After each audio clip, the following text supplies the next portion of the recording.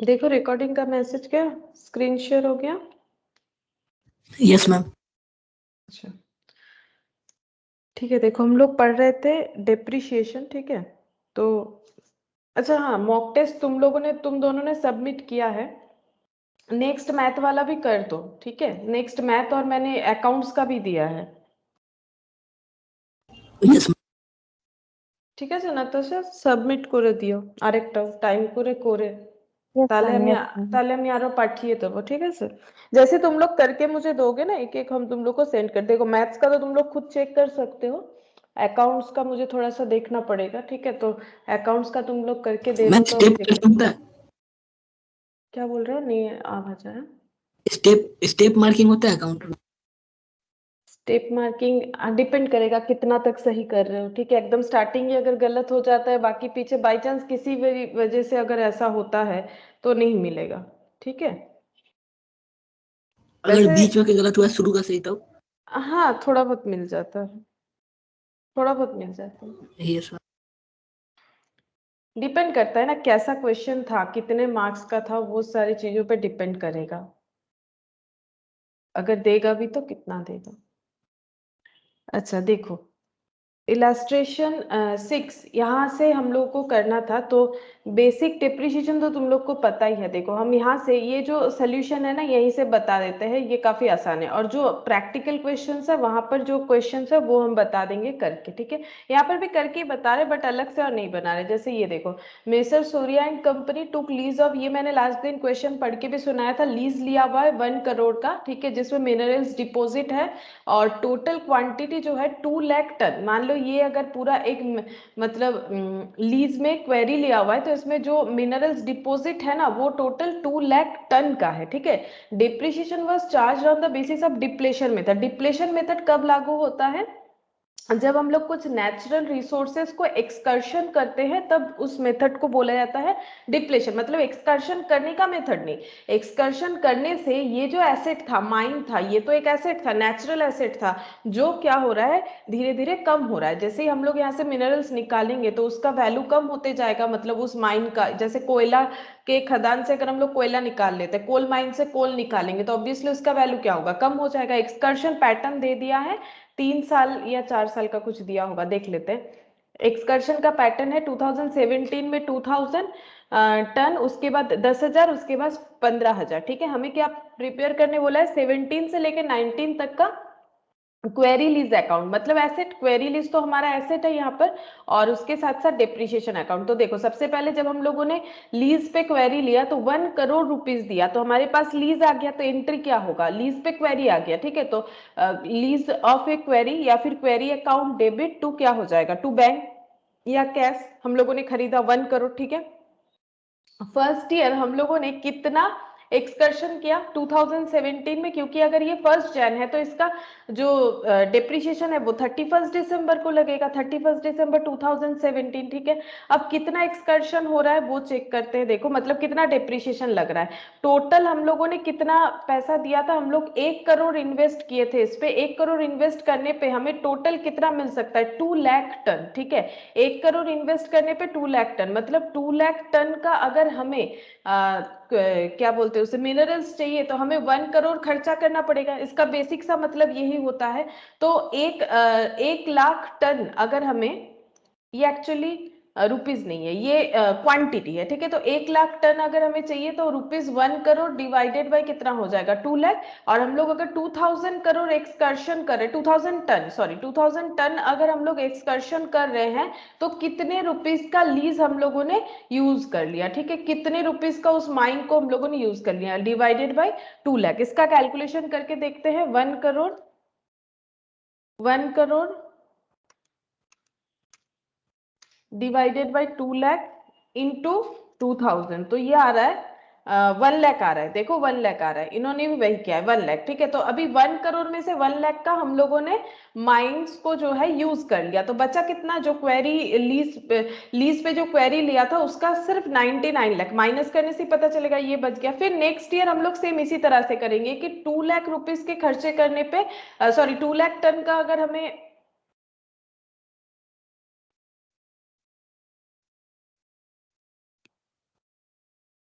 Good evening Snehashish.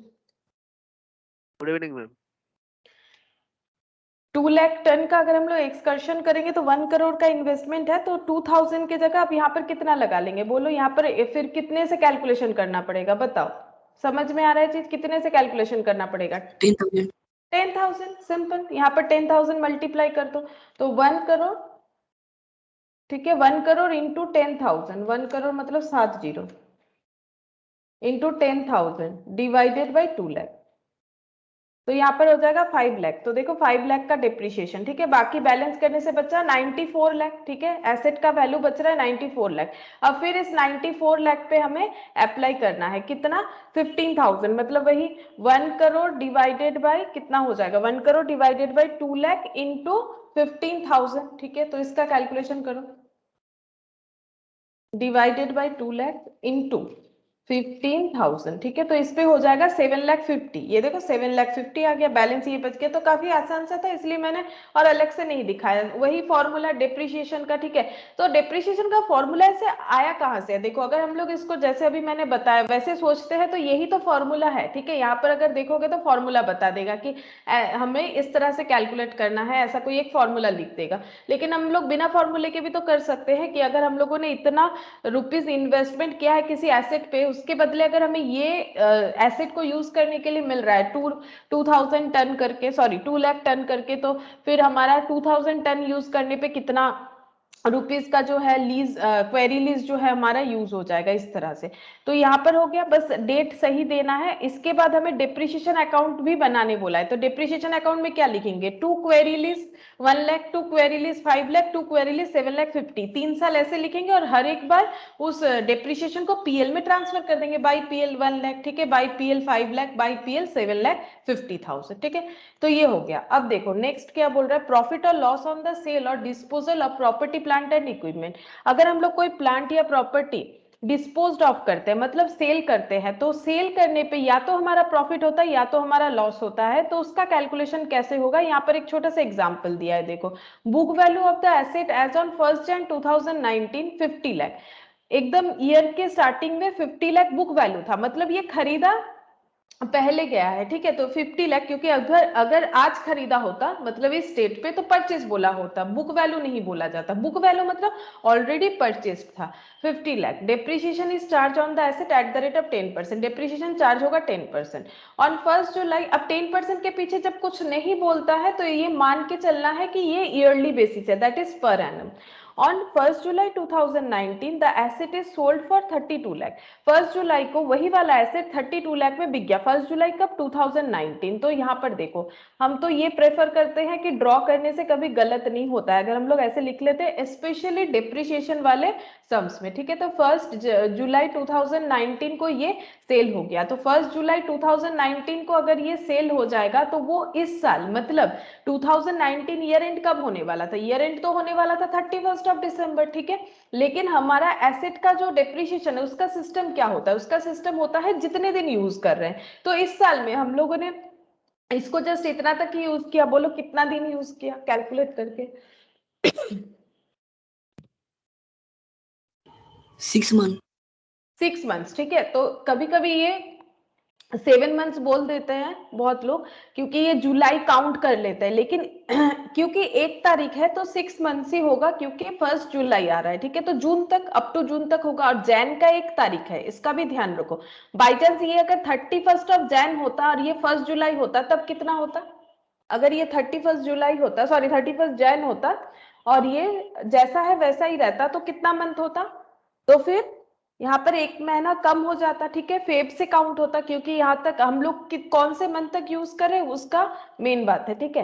तो यहाँ पर अगर हम लोगों का ऐसा दिया हुआ रहता है कि परचेज हम लोगों ने 31 जैन को किया है, तो फिर ये 5 मंथ्स हो जाता, जो भी हो 6 मंथ्स का हमें डिप्रिशिएशन कैलकुलेट करना है। तो एसेट का वैल्यू कितना है? एसेट का वैल्यू है 50 लाख। 50 लाख पे 10% लगाना है, तो ये पूरे साल का निकल जाता है। डिवाइडेड बाई 12 करते हैं तो 1 मंथ का निकल जाता है, इंटू 6 करेंगे तो 6 मंथ्स का। इसका लॉजिक मैंने बताया भी था लास्ट क्लास में। तो 6/12 ये हो जाएगा, कैलकुलेट करके देख सकते हो। 2,50,000 माइनस करने पे ये आ गया। इसको हम लोग क्या बोलते हैं? रिटन डाउन वैल्यू, मतलब बचा हुआ, ठीक है।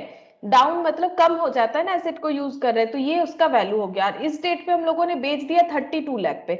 हमारे हिसाब से एसेट का वैल्यू है 47,50,000, मार्केट में ये बिक रहा है 32 लाख पे। तो तुम लोग बताओ प्रॉफिट हो रहा है कि लॉस? मतलब यहाँ पर आंसर ना देख के बताओ कि प्रॉफिट हो रहा है कि लॉस हो रहा है। लॉस हमारे हो रहा है।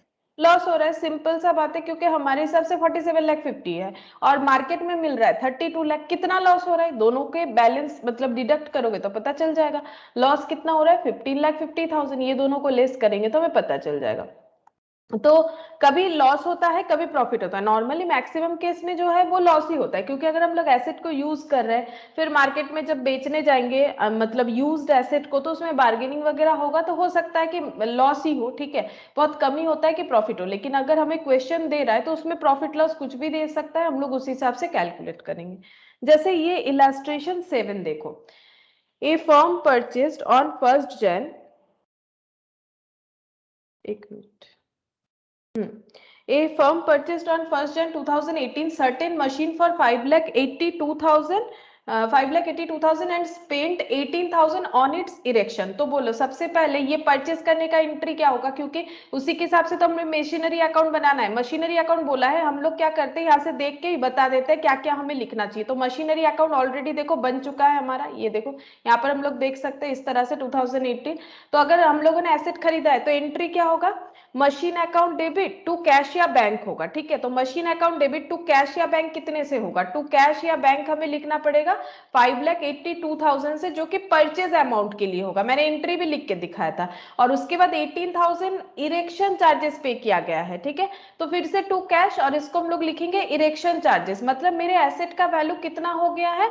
5,82,000। ये तो सिर्फ परचेजिंग प्राइस था, ठीक है। अब इसमें अगर 18,000 ऐड हो जाएगा तो टोटल 6 लाख। एसेट एक्चुअली बन गया है 6 लाख, क्योंकि एसेट को अपने लोकेशन तक लाने के लिए, यूजेबल कंडीशन तक लाने के लिए अगर हमें कुछ खर्चा करना पड़े तो वो सारा ही एसेट के दाम के साथ क्या होता है? ऐड होते जाता है। तो ये हो गया 18, यानी टोटल 6 लाख का एसेट बन गया। तो दोनों ही टू कैश बोल के 1 Jan में हम लोग एंट्री कर देंगे मशीन अकाउंट में। तो देखो वही क्या होगा, टू बैंक 5,82,000, टू बैंक 18,000। तो यहाँ पर इन्होंने परचेज नहीं लिखा है, हम लोग चाहे तो ऐसे परचेज लिख सकते हैं। और ये हो गया इरेक्शन चार्जेस। ये 1 जुलाई को हो रहा है, ठीक है। 1 Jan में सॉरी ये 1 Jan में हो रहा है, ठीक है, 1 Jan में हो रहा है। उसके बाद क्या हुआ? Another machine 1 July 2018 another machine 2 lakh was acquired, मतलब सेम ईयर में, ठीक है, सेम ईयर में और एक मशीन खरीदा गया है। तो ये देखो 1 Jan 2018 में एक मशीन खरीदा गया, 1 July 2018 में और एक मशीन खरीदा गया। ये 2 लाख का है और ये दोनों मिला के 6 लाख का हो रहा है, ठीक है। ऑन 1 July 2019 एक मिनट, 1 Jan 2018 और 1 July 2000 another machine 2 lakh was acquired. अच्छा ठीक है। अब बोल रहा है 1 July 2019 the machinery purchased on 1 Jan 2018। अच्छा अब ये ईयर कब एंड होगा? ये ईयर एंड हो रहा है 31 December 2000, कितना हो जाएगा? 2018 हो जाएगा। ये एक साल हो गया ना, 31 December 2018 को ये ईयर एंड होगा। तो जब ईयर एंड हो रहा है उसके बाद ही हम लोग देखेंगे कि 19 वाला केस, पहले हम लोग 18 वाला बना लेते हैं। तो 18 में क्या हुआ? दो मशीन है हमारे पास। एक मशीन को हम लोगों ने पूरे साल भर यूज किया, जैन से लेकर दिसंबर तक, यानी 12 मंथ्स यूज किया। और दूसरे मशीन को सिर्फ इतने टाइम यूज किया। कितना टाइम यूज किया? जुलाई से लेकर दिसंबर, जुलाई अगस्त सितंबर अक्टूबर नवंबर दिसंबर, 6 मंथ्स यूज किया। तो इस पे डिप्रिसिएशन 12 मंथ्स का लगेगा, इस पे 6 मंथ्स का लगेगा। तो डिप्रिसिएशन कितना होगा? यहाँ पर देखते हैं डेप्रिसिएशन का रेट क्या बोला है। Depreciation was provided for annually on 31 December at the rate of 10%, ठीक है। तो पहले वाले पे कितना होगा? 6 लाख इंटू, बोलो कितना होगा, बताओ कितना होगा? 6 लाख इंटू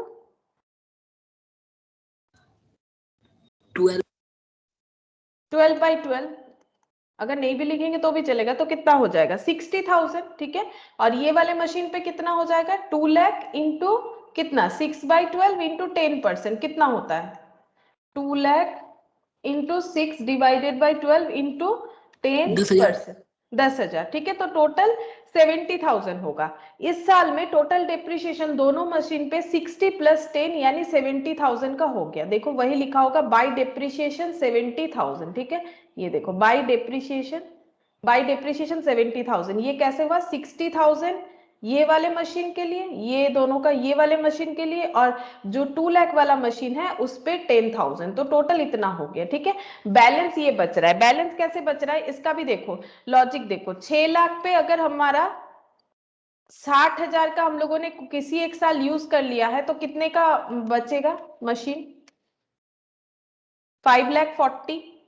ठीक है, और जो मशीन 2 लाख का था उसमें से अगर हमारा यूज हो जाता है 10,000 तो कितना बचेगा? 1,90,000। ठीक है, तो बैलेंस कितना होना चाहिए? ये दोनों का एडिशन, अगर हम लोग एक साथ लिखना चाहते हैं तो ये दोनों का एडिशन होना चाहिए, या फिर अलग अलग हमें दिखाना पड़ेगा। इन्होंने एक साथ किया है, देखो ये ऐसे करके हम लोग लिख सकते हैं 5,40,000 प्लस 1,90,000, तो बैलेंस आ जाता है 7,30,000। ठीक है, तो हम लोग जो वर्किंग नोट करेंगे वहां से भी लिख सकते हैं, अदरवाइज हम लोग बैलेंस करके भी दिखा सकते हैं। तो ये हो गया पहले साल एसेट का कंडीशन। ठीक है, अब आगे देखो क्या बोल रहा है कि सेल हो गया है। कौन सा वाला मशीन सेल हो गया है?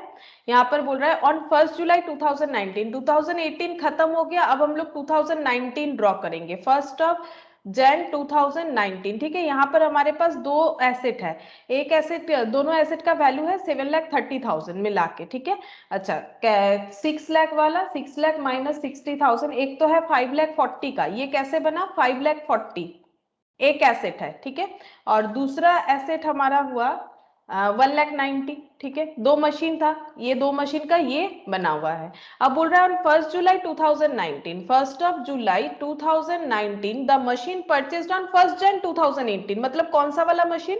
जो 1 जनवरी 2018 को खरीदा था। इन दोनों में से कौन सा वाला वो मशीन है जो 1 जनवरी 2018 को खरीदा था? 5,40,000 वाला या 1,90,000 वाला? बताओ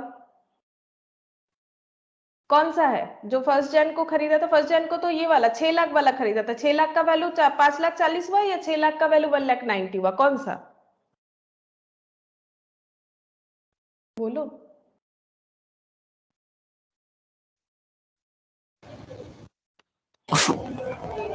5,40,000। 5,40,000 वाला। ठीक है, ये 5,40,000 वाला सेल हो गया है। ठीक है, कब सेल हो गया? ऑब्सोलेट हो गया, और इसे बेच दिया गया है 3,86,000 में। On the same date fresh machinery was purchased for 4 lakh.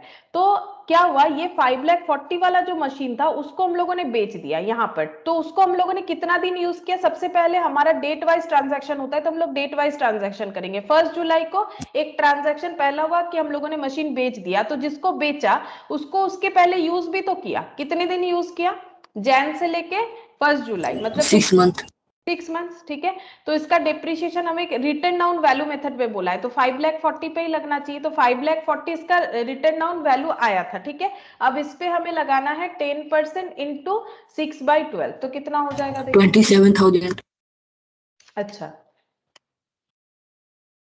2,70,000 आ रहा है ना, 2,70,000। ठीक है, 2,70,000 हो जाएगा इसका डिप्रिशिएशन। तो यहां तक इसको हम लोगों ने 2,70,000 का यूज कर लिया। तो 1 जुलाई को उसका वैल्यू कितना हुआ? 5,40,000 में से अगर हम लोगों मैम ने 27,000 आ रहा है। 27,000 आ रहा है। 5,40,000 इंटू 10%, हाँ हाँ करेक्ट, 27,000 आ रहा है। तो अगर हम लोगों ने 27,000 का यूज कर लिया इस पूरे पीरियड में, हम लोगों ने 27,000 का इस मशीन को यूज कर लिया, तो 1 तारीख को उसका वैल्यू कितना आया? 1 तारीख को इसका वैल्यू कितना आया? माइनस करने से पता चलेगा। 5,40,000 था और 27,000 का हम लोगों ने यूज कर लिया, तो वैल्यू कितना? 5,13,000। 5,13,000। ठीक है, 5,13,000 वैल्यू हुआ और हम लोगों ने इसे बेच दिया 3,86,000 में, तो प्रॉफिट हुआ कि लॉस हुआ? लॉस हुआ। लॉस हुआ। 3,86,000 लॉस कितना हो रहा है? 1 लाख, माइनस करने से पता चल जाएगा 1,27,000। तो पहले हम लोग यहाँ का एक एंट्री करेंगे। तो यहाँ पर क्या हुआ, यहाँ पर हम लोगों ने उस एसेट का एंट्री किया जिस एसेट को हम लोगों ने बेच दिया। तो बेचने पे क्या हुआ? बेचने पे सबसे पहले हम लोगों के पास पैसा आया। ठीक है, तो हम लोग बोलेंगे बैंक अकाउंट डेबिट। कितना पैसा आया?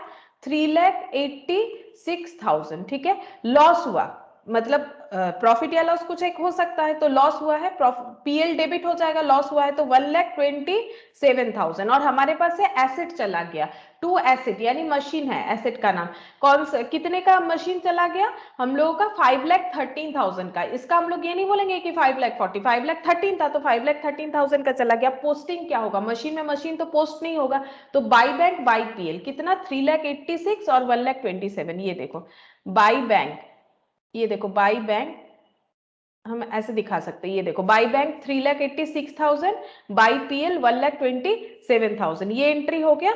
और ये 6 मंथ जो यूज हुआ उसका डिप्रिसिएशन कितना है 27,000, तो वो भी एंट्री कर दिया, बाई डिप्रिसिएशन 27,000। अब बचा कौन सा मशीन? अब इस डेट पे और एक चीज भी हुआ, इस डेट पे हम लोगों ने सेम डेट पे एक फ्रेश मशीन खरीदा है, ऐसा बोला हुआ है यहाँ पर, ये देखो कितना 4 लाख से, तो इसका एंट्री क्या होगा इस डेट पे? और एक एंट्री होगा machine account debit to bank, तो टू बैंक बोल के 4 लाख, यहाँ पर टू बैंक बोल के 4 लाख हो जाएगा। तो हम लोग अगर देखें तो यहाँ तक का हम लोगों ने बिल्कुल एंट्री जो है कर लिया है, यहाँ तक का, ठीक है।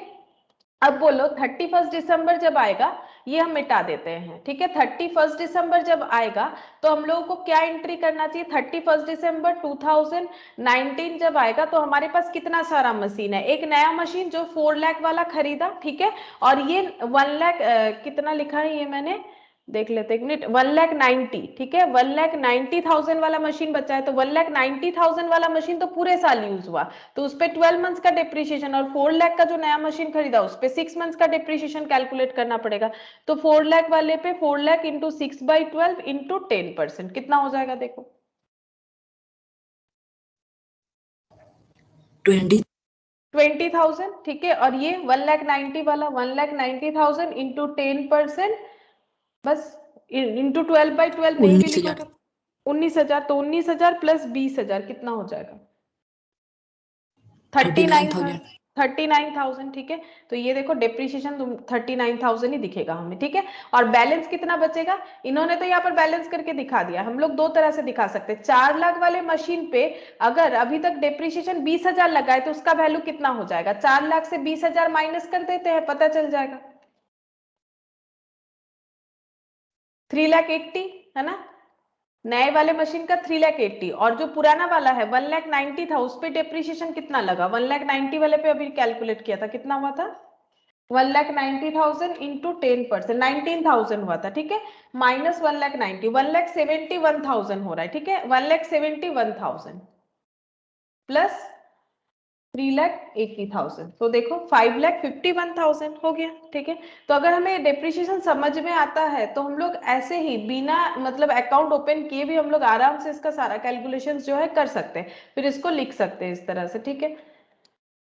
तो ये यहाँ पर इन्होंने अपने हिसाब से कैलकुलेशन किया है, छोड़ो, ठीक है। अच्छा अब देखो यहाँ पर चेंज इन द, मैंने ये इसीलिए नहीं करवाया क्योंकि ऑलरेडी ये किया हुआ है, तो तुम लोग देख के आराम से लिख सकते हो, मेन जो है उसका कैलकुलेशन आना चाहिए।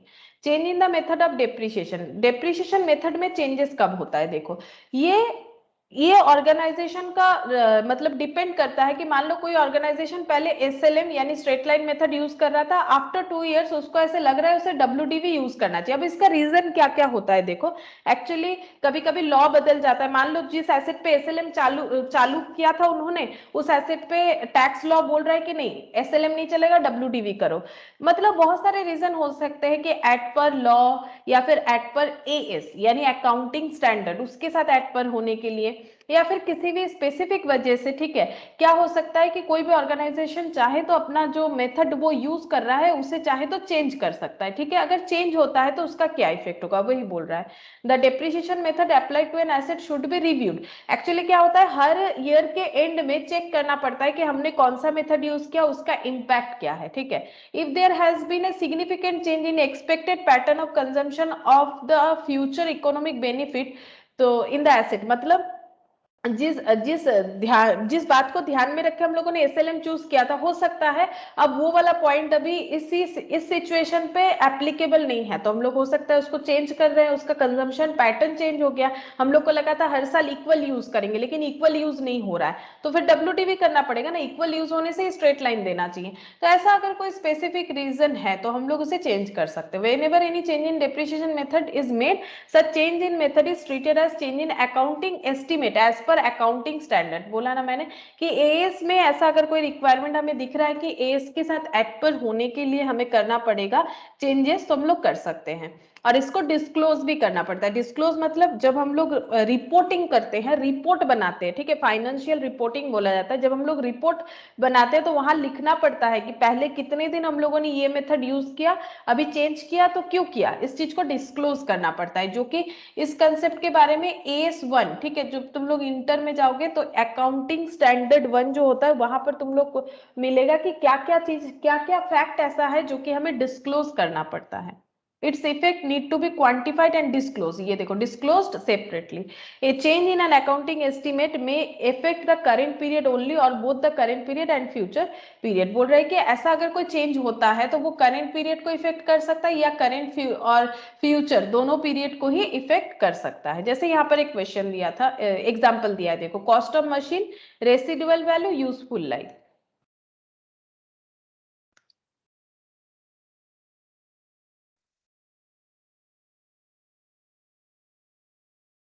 The company charges depreciation on straight line. अगर स्ट्रेट लाइन करेगा तो इसका डेप्रिसिएशन कितना हो जाएगा, 10,50,000 cost minus residual value ma'am divided. हाँ बोलो। मैम स्क्रीन शेयर नहीं है। स्क्रीन शेयर नहीं है? अरे हाँ, सच में तो नेटवर्क की वजह से हो रहा है। अब देखो,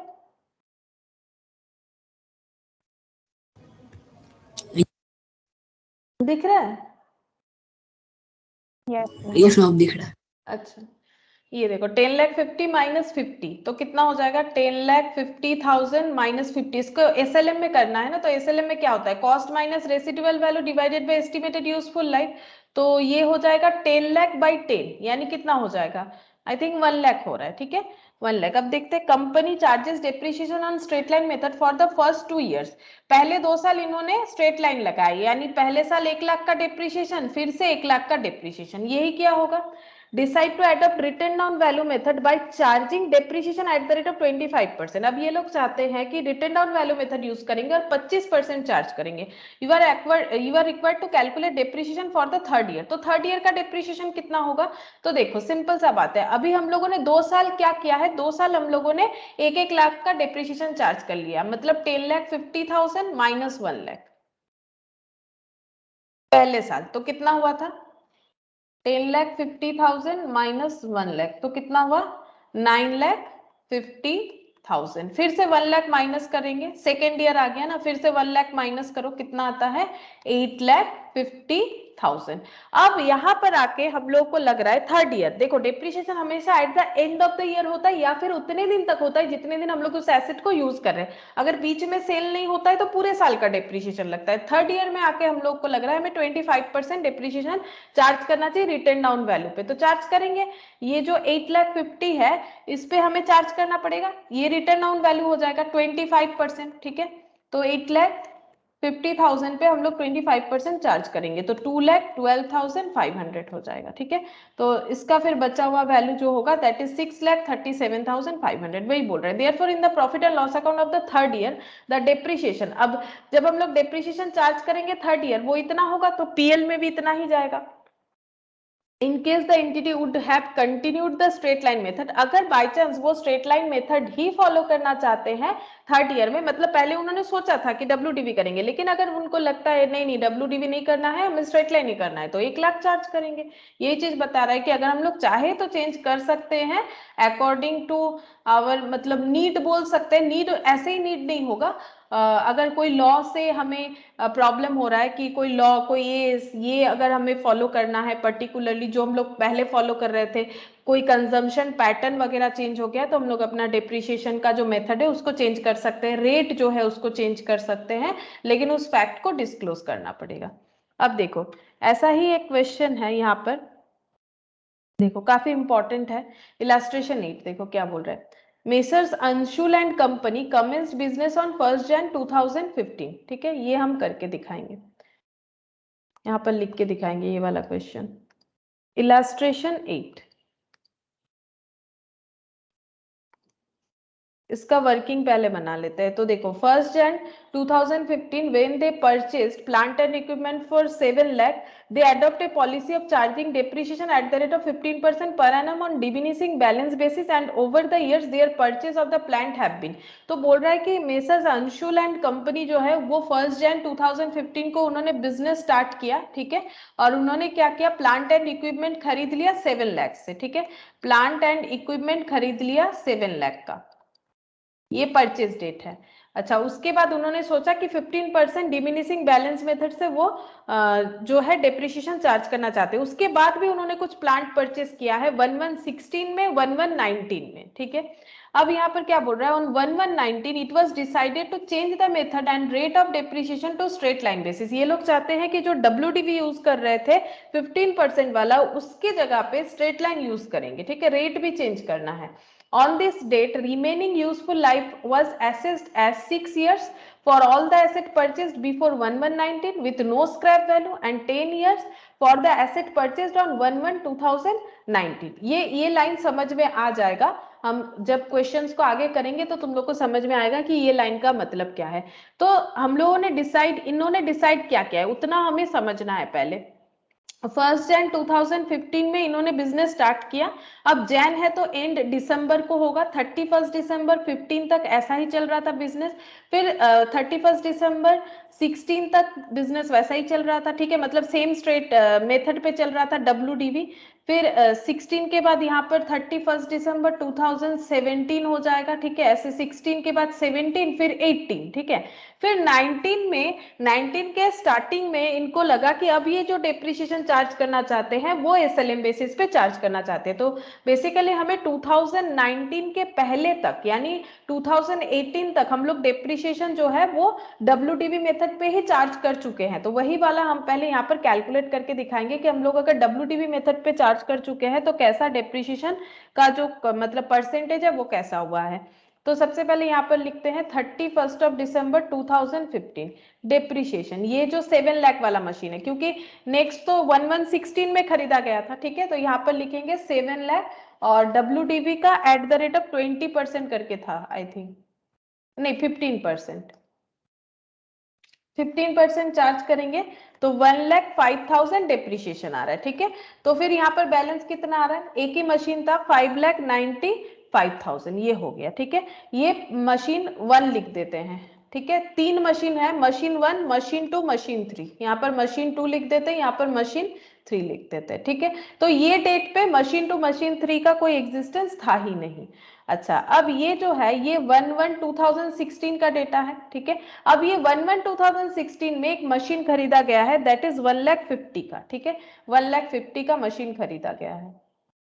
अब यहाँ पर डेप्रिसिएशन लगेगा 31 दिसंबर 2016, डेप्रिसिएशन WDV मेथड ही चल रहा है एट द रेट ऑफ 15% वाला, तो इस पे 15% लगाएंगे, इस पे लगेगा, ठीक है, क्योंकि रिटन डाउन वैल्यू मेथड है।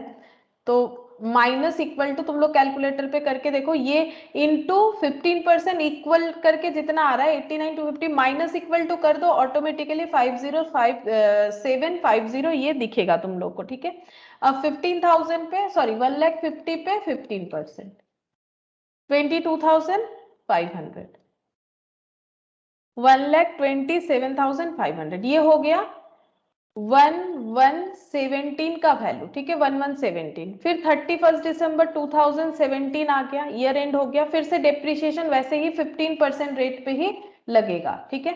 तो ये 19,125 हो रहा है, माइनस इक्वल टू 108375। अच्छा, इसका कितना होगा देख लेते हैं, 505,750 इंटू 10%, 50,000 सॉरी 10 नहीं 15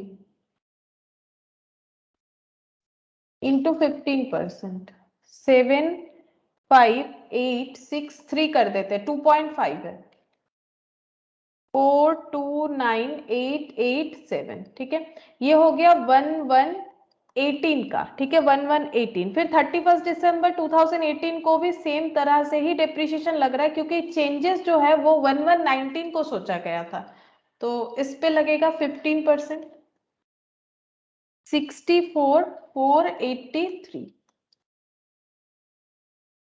3,65,440, 1,08,375 into 15%, 16,256, 92,119, ठीक है। ये हो गया 1119 का वैल्यू। अब यहाँ पर हमें थोड़ा सा रुकना पड़ेगा, अब फिर से क्वेश्चन पढ़ना पड़ेगा, क्योंकि 1119 में एक तो इन्होंने 2 लाख का एसेट खरीदा है, ठीक है, कोई बात नहीं, वो तो हम लोग यहाँ पर लिख ही सकते हैं। मशीन 3 का तो मैंने कॉलम बना ही रखा है, तो 2 लाख यहाँ पर लिख देते हैं कि हम लोगों ने 2 लाख का एक एसेट खरीदा था।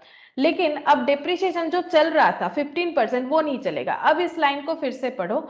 On 1119 it was decided to change the method. अगर 1 जनवरी 2019 को डिसाइड किए हैं तो उसका इंपैक्ट हमें कब दिखेगा? जब डेप्रिसिएशन चार्ज होगा 31 दिसंबर 2019 को इसका इंपैक्ट हमें देखने को मिलेगा कि यहाँ पर depreciation eight the rate of 15% जो होने वाला था वो नहीं होगा। इन्होंने क्या सोचा है? Remaining useful on this date, ठीक है, remaining useful life was assessed as 6 years, ठीक है, for all the asset purchased before 1119 के पहले जितना भी एसेट खरीदा गया, तो 1119 के पहले तो 2 एसेट खरीदा गया, एक ये वाला, ठीक है, और एक ये मशीन 2। मशीन 3 जो है वो तो 1119 को खरीदा गया, तो 1119 के पहले जितना भी एसेट खरीदा गया है उसका यूजफुल लाइफ हमें 6 साल मानना है, ठीक है। और जो विथ नो स्क्रैप वैल्यू कुछ नहीं होगा। हम लोग चेंजेस स्ट्रेट लाइन में करना चाह रहे हैं। स्ट्रेट लाइन मेथड में डेप्रिसिएशन का फॉर्मूला क्या होता है? Original cost minus scrap divided by estimated useful life, ठीक है। तो 1119 के पहले जितना भी एसेट था उसका हमें क्या करने बोल रहा है? स्क्रैप 0 लेने बोल रहा है, और एस्टिमेटेड यूजफुल लाइफ 6 लेने बोला है, 6, ठीक है, 6 इयर्स लेने बोला है। ओरिजिनल कॉस्ट जो है वो 2 मशीन है तो अलग अलग होगा, और यहाँ पर बोल रहा है 10 years for the asset purchased on 1119 के बाद से जितने भी एसेट परचेस हुए उस पे यूजफुल लाइफ 10 इयर्स मानने बोल रहा है, ठीक है। तो हम लोग अभी यहाँ पर चेंज करेंगे मेथड ऑफ डेप्रिसिएशन, हमारा WDV से स्ट्रेट लाइन हो जाएगा। अगर स्ट्रेट लाइन होगा तो 1119 में जितने भी एसेट खरीदे गए हैं उसका जो एस्टिमेटेड यूजफुल लाइफ है वो अगर 10 इयर्स मान रहे हैं तो इस पे डेप्रिसिएशन कितना होगा? इस पे original cost minus scrap, original cost कितना है? 2 लाख, स्क्रैप तो कुछ नहीं है, स्क्रैप वैल्यू तो 0 मानने के लिए बोला है, divided by estimated useful life यानी 10, ठीक है, यानी 10 हो जाएगा 20,000। 20,000, ठीक है। तो इसका वैल्यू कितना बच रहा है? 1,80,000। और ये जो है ये सारे एसेट का हमें यूजफुल लाइफ 6 इयर्स मानने के लिए बोला है, ठीक है। तो 6 इयर्स हमें कहां से अप्लाई करना है यही चीज हमें सीखना था। तो ओरिजिनल कॉस्ट तो नॉर्मली ये वाला होता है 7 लाख, लेकिन 7 लाख ओरिजिनल कॉस्ट कब था? 1115 में। उसके बाद तो हम लोगों ने अपना मेथड डेप्रिसिएशन का WDV लगाया था। तो अभी WDV लगाने के बाद इस सिचुएशन में आके हमें ऐसा लग रहा है कि हमें अपना मेथड चेंज करना है, ठीक है। तो अगर चेंज कर रहे हैं तो उसका इंपैक्ट हमारा यहां से दिखाना पड़ेगा। हम लोग ओरिजिनल कॉस्ट इसको मानेंगे, क्योंकि जब हम लोग सोच रहे हैं कि हमें SLM यूज करना चाहिए तब हमारे एसेट का वैल्यू जो था उतना ही हमें मानना चाहिए। तो ओरिजिनल कॉस्ट माइनस स्क्रैप इसका भी 0 divided by estimated useful life यानी 6 इयर्स, तो 3,65,404 डिवाइडेड बाय 6, तो इसमें आंसर हो जाएगा ये देखो 60,900, ठीक है, माइनस इक्वल टू, तो यहाँ पर आंसर आ रहा है 3,30,4,504, 3,65,404 माइनस 60,900, हाँ 3,04,504, ये 11,2020 का है, ठीक है, और 92,119 डिवाइडेड बाय 6, ठीक है, तो 15,353, और इसमें माइनस करने से आ जाएगा 92,119 माइनस 15,353, 76,766, ये वैल्यू हमारा 11,2020 को हो रहा है। तो ये पूरा का पूरा वर्किंग हम लोगों ने कर लिया। हमें प्रिपेयर करने क्या बोला? Calculate the difference in depreciation to be adjusted in the plant and equipment account for the year ending 31 दिसंबर 2019। तो हमें 31 दिसंबर 2019 का सिर्फ plant and equipment account open करने बोला है। अब देखो ये कैसे बनेगा, सिर्फ ईयर एंड जो मतलब 31 दिसंबर 2019 लास्ट ईयर का बोला है। तो प्लांट एंड इक्विपमेंट हम फॉर्मेट उतना ये नहीं दिखा रहे, तुम लोग अपना जैसे होता है लेजर में डेट ये सब लिखना पड़ेगा, ठीक है। तो 1/1/2019 में क्योंकि 2019 का पूरा डेटा दिखाने बोला है, तो 2019 शुरू होता है 1 जन 2019 से और एंड होता है 31 दिसंबर को। तो 1 जन 2019 में हमारे पास एसेट कितने रुपीस का था वो हमें लिखना पड़ेगा, तो वो हम लोग बिल्कुल वर्किंग नोट से देख के लिख सकते हैं। 3,65,404, 92,119 और 2 लाख। 2 लाख का परचेज हुआ है, ये पहले से था, तो ये दोनों का एडिशन टू बैलेंस बीडी में जाएगा। 3,65,404 यहाँ पर लिख देते हैं ब्रैकेट में, 3,65,404 प्लस 92,119, 92,119 इसका टोटल करेंगे। ये हमारा ओपनिंग बैलेंस है क्योंकि ये मशीन तो पहले से खरीदा हुआ था और इस पे डिप्रीशिएशन चार्ज होते होते इसका बुक वैल्यू इतना दिख रहा है, 4,57,523। और सेम यही वाले डेट पे एक एसेट खरीदा गया है टू बैंक 2 लाख का। अब इस साल हम लोग डेप्रीशिएशन चार्ज करेंगे, तो बाई डेप्रीशिएशन ये डेट जो है 31 दिसंबर 2019 का हो जाएगा। तो डेप्रीशिएशन 3 मशीन पे होगा, 1, 2 और ये नया वाला 3 मशीन पे। तो हम लोग चाहे तो अलग अलग ऐसे लिख सकते हैं, मशीन 1, मशीन 2, मशीन 3, क्योंकि हम लोगों ने वर्किंग में इस तरह से लिखा हुआ है। तो ये देखो मशीन 1 पे 60,900, 1,15,353, 15,353, 16,900 और ये 20,000। तो टोटल करने पे डेप्रीशिएशन आएगा 60,900, 20,000, 15,353, 96,253, 96,253। बैलेंस करने से पता चल जाएगा क्या एसेट का वैल्यू हो रहा है। तो ये हो गया 6,57,523, यहाँ पर 6,57,523। अब हम लोग बहुत अलग अलग तरीके से किया जा सकता है इसका कैलकुलेशन, ठीक है। ये एक इंटरेस्टिंग फैक्ट होता है यहाँ पर। एक तो तुम लोग डायरेक्ट इसका बैलेंस निकाल सकते हो, बाई बैलेंस सीडी कर दिया, इससे माइनस कर दिया, निकल जाएगा, या फिर इंडिविजुअली देख सकते हो, इससे इसको माइनस करोगे कितना होगा, लेकिन वो तो हम लोगों ने ऑलरेडी कर रखा है। तो हम लोग ये बैलेंस तीनों को ऐड करके भी लिख सकते हैं, दैट इज 3,04,504, 3,04,504 प्लस 766 प्लस 1,80, तो ये हो जाएगा 5,61,270, या फिर तुम लोग बैलेंस भी करोगे तो भी हो जाएगा, ठीक है। बैलेंस सारा ऐड करने से ये हमारा आंसर आ जाएगा। तो अगर हम लोग चेंज करना चाहते हैं तो ये इस तरह से होगा, चेंज का इम्पैक्ट जैसे यहाँ पर बोला था उसी तरह से हम लोगों ने किया। अच्छा अब देखो यहाँ पर और एक छोटा क्वेश्चन, ये काफी इंपॉर्टेंट है, लेकिन ये इलस्ट्रेशन जो 9 है इसमें से क्वेश्चन ऐसा क्वेश्चन आता है, सिर्फ वैल्यू और ईयर्स को चेंज कर दिया जाता है। Revision of the estimated useful life of property plant equipment, PPE तो मैंने तुम लोग को पहले ही बोला है कि पीपीई जो है फिक्स्ड एसेट का नाम चेंज कर दिया गया है, ठीक है। अब यहाँ पर देखो क्वेश्चन क्या दिया है, A machine costing 6 lakh is depreciated on straight line basis assuming 10 years working life and nil residual value for 3 years।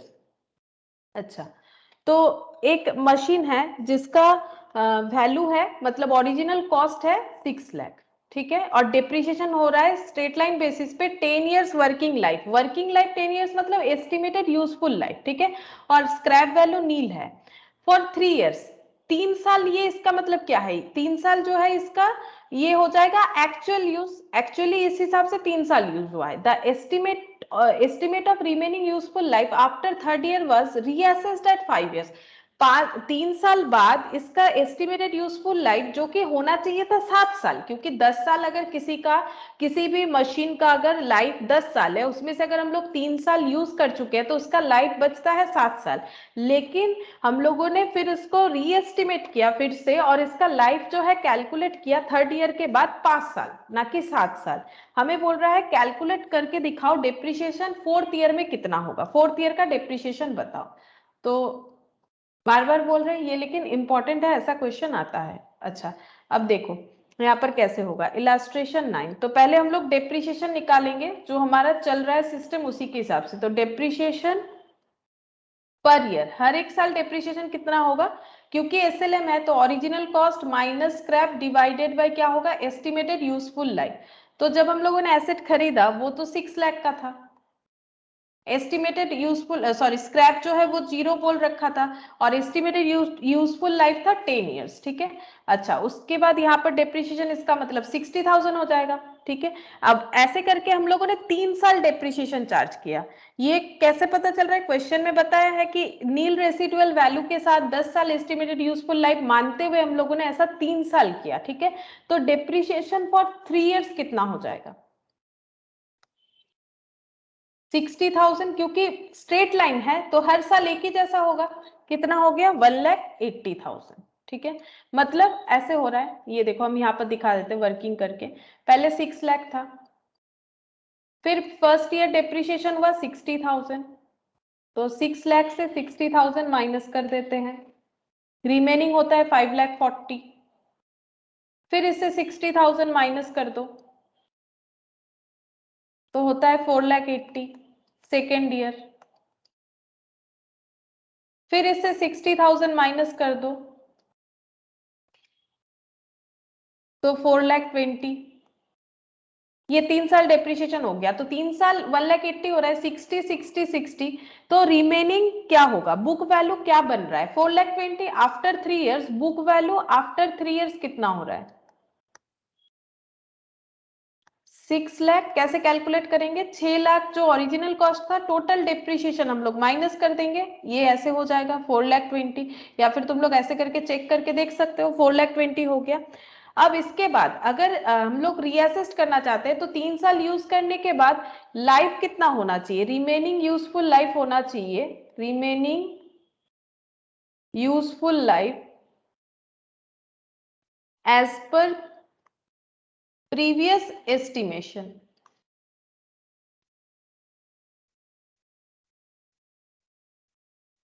10 साल में 3 साल हम लोगों ने यूज कर लिया तो 7 ईयर होना चाहिए, बट इन्होंने रीअसेस्ट किया है। बट रीअसेस्ट करने के बाद, but after revised estimation, but after revised estimation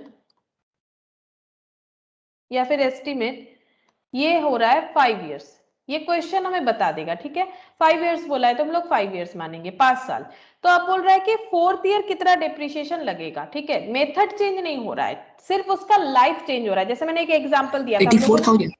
84,000, हाँ 84,000। जैसे मैंने एक एग्जांपल दिया था लास्ट क्लास में, अगर तुम लोग को याद है, जैसे कोई मान लो कोई एसेट जो है वो खरीदा है किसी ने, कोई बस खरीदा है सपोज 10 साल के लिए, लेकिन अचानक से देख रहा है, मतलब गवर्नमेंट ने कुछ डिक्लेरेशन दिया कि ऐसे जो भी कंपनी के बस है या फिर कुछ भी, ये सारे बस को अब 1 साल के अंदर जो है वो रोड पे नहीं दिखने चाहिए, इसे हटा दिया जाए, ठीक है। ऐसा अगर कोई डिक्लेरेशन आता है, लॉ आ गया, रूल्स आ गया, तो उनको लगा था 10 साल यूज करेंगे, लेकिन 5 साल बाद ही क्या हुआ, उनको फिर डिसीजन लेना पड़ा, नहीं आगे 7 साल नहीं और 5 ही साल यूज कर सकते हैं। ऐसे कंसेप्ट में ऐसा होता है लॉ के साथ एड पर होने के लिए। अब हम लोग डेप्रिसिएशन लगाएंगे। हमें पूछा है कि डेप्रिसिएशन बताओ, कौन से ईयर का बताने के लिए बोल रहा है? 3rd ईयर का, सॉरी 4th ईयर का। 3rd ईयर तक तो हम लोगों ने कर लिया है, 1 2 3। अब 4th ईयर का हमें डेप्रिसिएशन लगाना है। 4th ईयर पे हम लोग डेप्रिसिएशन कितना लगाएंगे? हमारा जो एसेट है वो अभी हम लोग यूज करेंगे कितना साल? 5 साल, और आगे 5 साल यूज करेंगे। तो अब ये 6 लाख पे नहीं होगा, जैसे अभी थोड़ी देर पहले हम लोगों ने देखा। ओरिजिनल कॉस्ट अभी कहां पर है? चेंज जहां पर हो रहा है वहां से ही एसेट का ओरिजिनल कॉस्ट माना जाएगा, यानी 4,20,000 को हम लोग डिवाइडेड बाय 5 करेंगे, यही ओरिजिनल कॉस्ट। स्क्रैप वैल्यू कुछ नहीं है, divided by estimated useful life that is 5 years, तो 84,000 हो जाएगा। हम यहाँ पर लिख देते हैं, ठीक है। तो डेप्रिसिएशन हो जाएगा, depreciation for 4th year, original cost जो कि एसएलएम मेथड में 4,20,000 दिख रहा है, हम लोग ओरिजिनल कॉस्ट मतलब जहां से चेंज हो रहा है हमारा मेथड या फिर एस्टिमेशन, जो भी हो, मेथड तो यहाँ चेंज नहीं हो रहा है, यहाँ पर लाइफ का एस्टिमेशन चेंज हो रहा है, वही वाला हमें लेना पड़ेगा। जैसे पहले वाले क्वेश्चन में मेथड चेंज हुआ था, फिर भी हम लोगों ने इसी को माना था ना, ये फिर हमारा ओरिजिनल कॉस्ट हो गया था, ये जगह पे हमारा ओरिजिनल कॉस्ट एग्जिस्ट कर रहा है, जस्ट वैसे ही यहाँ पर ओरिजिनल कॉस्ट फिर से बन जाएगा। अच्छा, ऐसा और एक क्वेश्चन भी है। अच्छा, ये वाला पॉइंट बताएंगे, ये वाला क्वेश्चन डील कर लेते हैं, फिर ये पॉइंट बताएंगे, ये भी काफी इंपॉर्टेंट है। ये देखो, a machine of cost 12 lakh is depreciated straight line basis assuming 10 years working life and 0 residual value, ठीक है। For 3 years. यहाँ भी सेम बोला है 12 लाख का मशीन है, रेसिडुअल वैल्यू 0 है, 10 साल के लिए हम लोग इसे इसका यूजफुल लाइफ माने हैं और इस तरह से 3 साल डिप्रिसिएशन चार्ज करे हैं। तो 12 लाख डिवाइडेड बाय 10 कितना हो जाएगा, हर एक बार डिप्रिसिएशन हो रहा है 1,20,000 करके, ठीक है। ऐसे हम लोगों ने 3 साल चार्ज किया तो 3 साल में कितना डिप्रिसिएशन लगा दिया होगा टोटल, 1,20,000 इंटू 3, इसको 3 कर लो, समझ में आ जाएगा 3,60,000 3,60,000। तो 3 साल बाद एसेट का वैल्यू कितना बना होगा, 12 लाख माइनस 3,60,000, तो कितना हो जाएगा 8,40,000 8,40,000 हो जाएगा एसेट का वैल्यू, ठीक है। अब बोल रहा है at the end of third year के एंड में ये दिख रहा है ना ये value, the machine was revalued upward, machine को रीवैल्यू किया गया था, ठीक है। रीवैल्यू करने पे मशीन का वैल्यू कम या ज्यादा हो सकता है, रीवैल्यू अपवर्ड मतलब मशीन का वैल्यू 60,000 से बढ़ा दिया गया है। तो 8,40,000 ये तो हमारा नॉर्मल कैलकुलेशन के हिसाब से आया था। अब हम लोग इस स्टेट पे रीवैल्यूएशन 9 किए, लाख हाँ तो एसेट में 60,000 ऐड हो जाएगा क्योंकि एसेट रीवैल्यूड हुआ है और वैल्यू बढ़ा है 60,000 से, तो 8,40,000 का एसेट बन गया है 60,000 ऐड होने के बाद 9 लाख, ठीक है। ये पॉइंट यहाँ पर आ जाएगा 9 लाख हो गया। रिमेनिंग यूजफुल लाइफ रीअसेस्ट किया गया है 9 साल का, ठीक है। तो 9 साल वही स्ट्रेट लाइन मेथड में तो कोई चेंजेस नहीं बोला है, तो 9 लाख पे 9 ईयर्स करके अगर हम लोग देखें तो कितना हो जाएगा 1 लाख का 1 लाख हर साल 1 लाख डिप्रिसिएशन चार्ज होगा। तो ये देखो यहाँ पर क्या हुआ है, हम दिखा देते हैं कैसे लिखना है। ये देखो depreciation per year charge for 3 years 1,20,000, WTV मतलब बचा हुआ वैल्यू 1,20,000 करके 3 साल डिप्रिसिएशन चार्ज होने के बाद। तो ये देखो 12 लाख माइनस 1,20,000,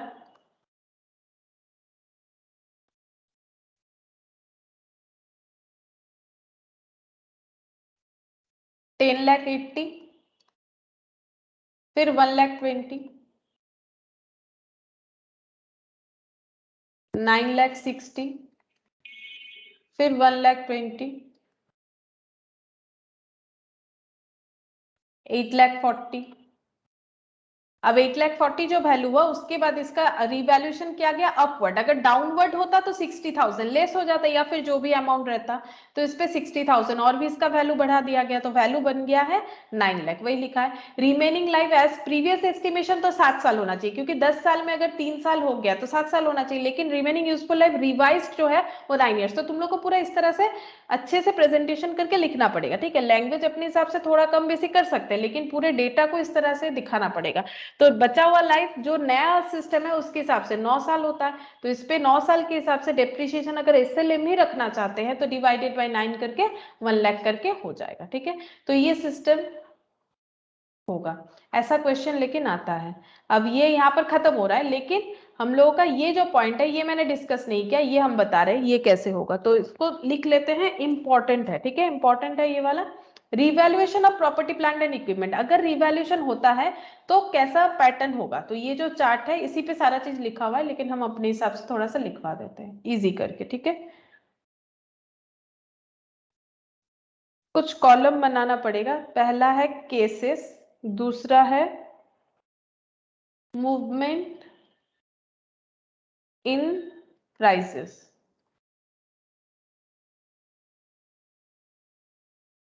नेक्स्ट है ट्रीटमेंट। अब ये सब के अंदर सब कॉलम बनेगा, यहां पर होगा फर्स्ट रिवैल्यूएशन, यहां पर होगा सब्सिक्वेंट रिवैल्यूएशन, यहां पर फिर से फर्स्ट रिवैल्यूएशन सब्सिक्वेंट रिवैल्यूएशन।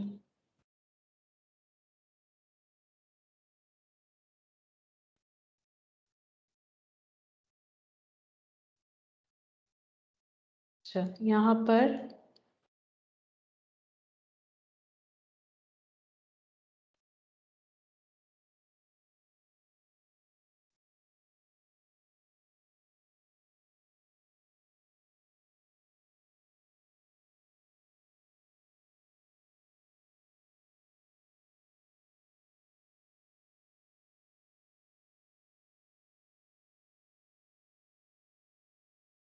पहले केस 4 केस होगा, ठीक है, केस 1 केस 2 केस 3 केस 4, ठीक है, केस 1 केस 2 केस 3 और केस 4, ठीक है। पहला केस रिवैल्यूएशन हो रहा है एसेट का, ठीक है। हमें कंडीशन क्या देखना है कि एसेट का रिवैल्यूएशन होने पे उसका ट्रीटमेंट क्या होता है, वही चीज हम लोग यहाँ पर लिख रहे हैं। रिवैल्यूएशन होने पे एसेट का ट्रीटमेंट क्या होता है अकॉर्डिंग टू एस 10, ठीक है। एस 10 में इसका बात बोला गया है। तुम लोग के लिए एस उतना मैंडेटरी नहीं, मतलब एस से कुछ नहीं बोलने वाला है कि एस कितना नंबर बोलो क्या, लेकिन ये टॉपिक हो क्या रहा है वो हम बता रहे हैं। एस 10 ने कुछ बोल रखा है कि अगर एसेट का रिवैल्यूएशन होता है तो उस पर क्या क्या ट्रीटमेंट करना चाहिए। अब देखो, अगर हम लोग एसेट को रिवैल्यूएशन कर रहे हैं, फर्स्ट टाइम मेरा एसेट रिवैल्यूड हो रहा है, मतलब इसके पहले हम लोगों ने एसेट को खरीदा होगा, डेप्रिसिएशन चार्ज किया होगा, कभी रिवैल्यूएशन नहीं किया। तो रिवैल्यूएशन किया और रिवैल्यूएशन में अपवर्ड रिवैल्यूएशन किया। अपवर्ड मतलब पॉजिटिव हुआ वैल्यू, जैसे अभी यहाँ पर हम लोगों ने इस क्वेश्चन में देखा था कि एसेट का वैल्यू यहाँ पर कितना था, एसेट का वैल्यू यहाँ पर नीचे दिखाता है, ये देखो यहाँ पर 8,40,000 था, अपवर्ड रिवैल्यूएशन हुआ तो एसेट का वैल्यू बढ़ गया, इसीलिए मैंने यहाँ पर देखो प्लस साइन से दिखाया। फर्स्ट टाइम रिवैल्यूएशन प्लस हुआ है। अगर रिवैल्यूएशन प्लस होता है तो उसका अकाउंटिंग ट्रीटमेंट क्या होगा।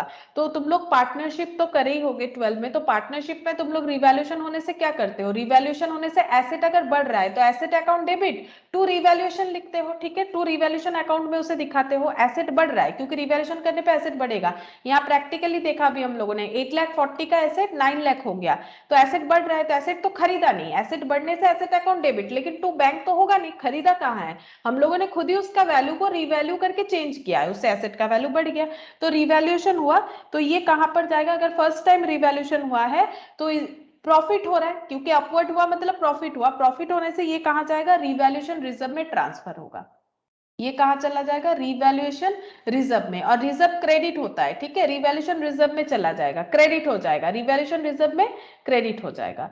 अच्छा, अब जो एसेट फर्स्ट टाइम रिवैल्यूएशन हुआ था अपवर्ड, फिर उसके बाद नेक्स्ट सब्सिक्वेंट मतलब उसके बाद फिर से रिवैल्यूएशन किया गया और उसमें भी अपवर्ड रिवैल्यूएशन हुआ, जैसे 8,40,000 का 60 ऐड करके 9 लाख, फिर मान लो 9 लाख में 10,000 ऐड होकर 9,10,000 हो गया, तब क्या होगा, तब फिर से जो प्रॉफिट जनरेट हो रहा है वो रिवैल्यूएशन रिजर्व में ही चला जाएगा। रिवैल्यूएशन रिजर्व फिर से रिवैल्यूएशन रिजर्व में ट्रांसफर हो जाएगा। ये हो गया पैटर्न, ठीक है। अच्छा, ये केस 1 हो गया। केस 2 में सपोज रिवैल्यूएशन रिजर्व जो है first time revaluation reserve positive हुआ मतलब अपवर्ड हुआ, तो कहां पर ट्रांसफर होगा, यही वाला केस रिवैल्यूएशन रिजर्व में जाएगा, रिवैल्यूएशन रिजर्व में जाएगा, मतलब रिजर्व क्रिएट होगा। रिजर्व क्या होता है, प्रॉफिट का पार्ट होता है, रिजर्व क्रिएट हो गया। अब उसी एसेट को जब नेक्स्ट बार हम लोग रिवैल्यूट कर रहे हैं तो वो नेगेटिव मतलब डाउनवर्ड रिवैल्यूएशन हुआ तो लॉस होता है। अगर डाउनवर्ड रिवैल्यूएशन होता है तो एंट्री क्या होता है, revaluation account debit to asset होता है। अगर ऐसा हो रहा है तो हमें क्या करना पड़ेगा, यहां पर हम लिख के दिखाते हैं क्या होगा, यूज रिवैल्यूएशन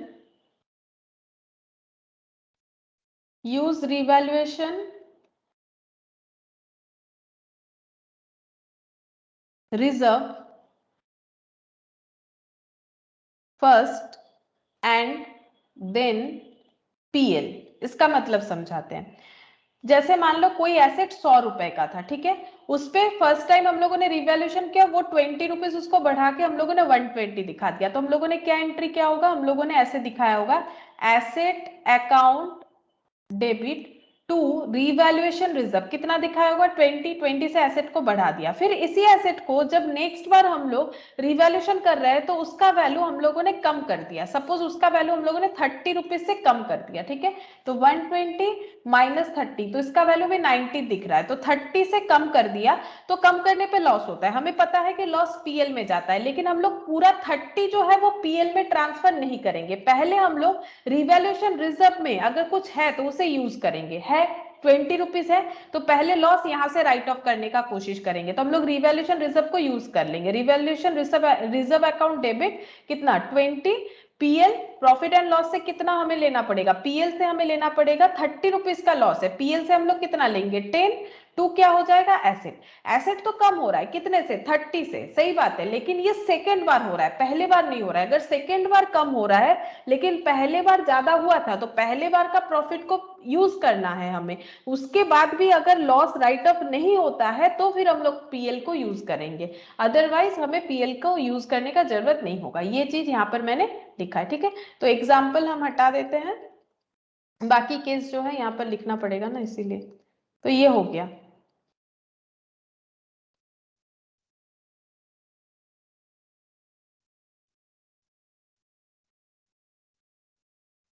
अच्छा नेक्स्ट देखो, ये हो गया पहले पॉजिटिव, फिर पहले पॉजिटिव हुआ, फिर पॉजिटिव, पॉजिटिव एंड नेगेटिव। अगर अब पहले नेगेटिव होता है, पहले लॉस हो गया था, पहले हम लोगों ने एसेट का वैल्यू कम दिखाया था, तो पीएल में जाएगा, प्रॉफिट एंड लॉस अकाउंट को हमें यूज करना पड़ेगा, प्रॉफिट एंड लॉस अकाउंट हम लोग यूज करेंगे, ठीक है।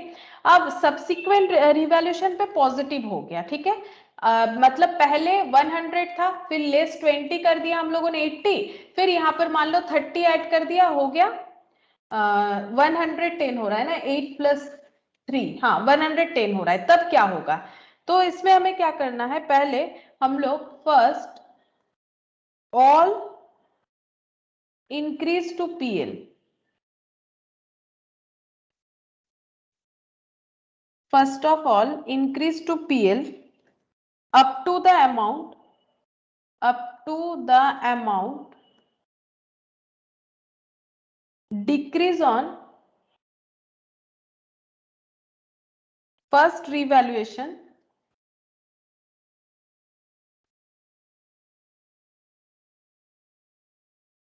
then revaluation reserve। समझाते हैं, ये देखो जब फर्स्ट हमारा 20 रुपीज से कम किया था तब हम लोगों ने एंट्री क्या होगा, पीएल डेबिट टू एसेट क्या होगा, ठीक है 20 रुपीज से। अब अगर हम लोगों ने 30 रुपीज से इंक्रीज कर दिया तो एसेट डेबिट हो गया है 30 से। अब क्रेडिट किसको करें, तो बोल रहा है कि first of all increase to PL, पहले हमें क्या करना पड़ेगा, पीएल को इंक्रीज करना पड़ेगा। मतलब हम लोग 30 का पूरा रिवैल्यूएशन नहीं दिखाएंगे, क्योंकि हम लोग पहले 20 जो पीएल है उसको राइट ऑफ करेंगे, पीएल का जो लॉस है। तो पहले हम लोग यहाँ पर 2 पीएल कर देंगे 30 रुपीज, ठीक है। 30 नहीं कर पाएंगे, यहाँ पर 20 था लॉस, यहाँ पर हमारा प्रॉफिट 30 हुआ है, तो लॉस हम लोग कितना राइट ऑफ करेंगे, 20, ठीक है। 20 रुपीज का हम लोगों ने लॉस जो क्रिएट हुआ था उसको राइट ऑफ कर दिया पीएल बोल के 20, और बाकी जो 10 रुपीज है उससे अब हम लोग रिवैल्यूएशन रिजर्व क्रिएट करेंगे, क्योंकि हमें पता है कि प्रॉफिट होने से रिवैल्यूएशन रिजर्व क्रिएट होता है। तो ये डायरेक्टली 30 जो है वो रिवैल्यूएशन रिजर्व पे नहीं जाएगा, अगर पहले से कोई लॉस है तो उसे हटाना पड़ेगा। तो first of all increase to PL, मतलब पीएल को इंक्रीज करने का मतलब उसका लॉस को राइट ऑफ करो, ठीक है। मतलब प्रॉफिट को बढ़ा रहे हैं, मतलब हम लोग क्या कर रहे हैं, लॉस को घटा रहे हैं, तो इसका मतलब increase to PL up to the amount decrease on first revaluation. First revaluation में जितना डिक्रीज हुआ था 20 डिक्रीज हुआ था, उतना ही हम लोगों ने क्या किया, इंक्रीज कर दिया on first revaluation, then revaluation reserve. फिर उसके बाद अगर कुछ बचेगा तो वो रिवैल्यूएशन रिजर्व पे भेजना पड़ेगा। मतलब पहले अगर लॉस क्रिएटेड है तो लॉस को राइट ऑफ करो, उसके बाद ही हम लोग रिवैल्यूएशन रिजर्व में कुछ भेज सकते हैं। ये हो गया। अगर फर्स्ट टाइम नेगेटिव हुआ था, मतलब डाउनवर्ड हुआ था, उसके बाद अगर अपवर्ड हो रहा है तो इस तरह से ट्रीटमेंट होगा। और केस 4 में अगर पहले लॉस हुआ था उसके बाद भी लॉस हुआ है, तो पहले लॉस हुआ था तो हम लोग पीएल को डेबिट किए थे, ठीक है। अब दूसरे बार भी लॉस हो रहा है तो क्या करेंगे, पीएल को डेबिट करेंगे, क्योंकि अब तो कुछ यूज करने लायक रहा ही नहीं। अगर हम लोगों का पहला भी लॉस दूसरा भी लॉस, तो सारा लॉस ही में ट्रांसफर हो जाएगा, जैसे पहले भी प्रॉफिट दूसरे बार भी प्रॉफिट, तो वो रिजर्व में ट्रांसफर हो जाएगा। मेन यहाँ पर देखना पड़ता है कि अगर पहले अपवर्ड हुआ फिर डाउनवर्ड, या फिर पहले डाउनवर्ड देन अपवर्ड, तब क्या होता है, ठीक है। ये चीज हमें देखना पड़ता है, ये मेन पॉइंट होता है ये वाला। बस यहाँ पर ये जो इतना कुछ लिखा हुआ है, इतना कुछ हमें जरूरत ही नहीं है, ये जो स्ट्रक्चर मैंने लिखवाया, ठीक है, ये पूरा चीज वहां पर बताया हुआ है।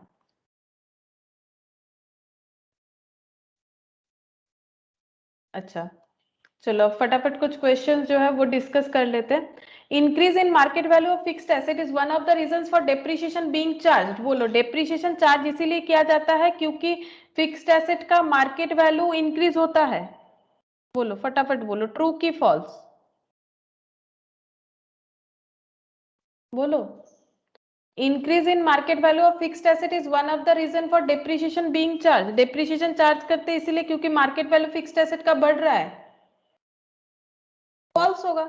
ठीक है, ये कैसे होगा? डेप्रिसिएशन क्यों चार्ज किया जाता है? क्योंकि हम लोग एसेट को यूज कर रहे हैं, इस वजह से।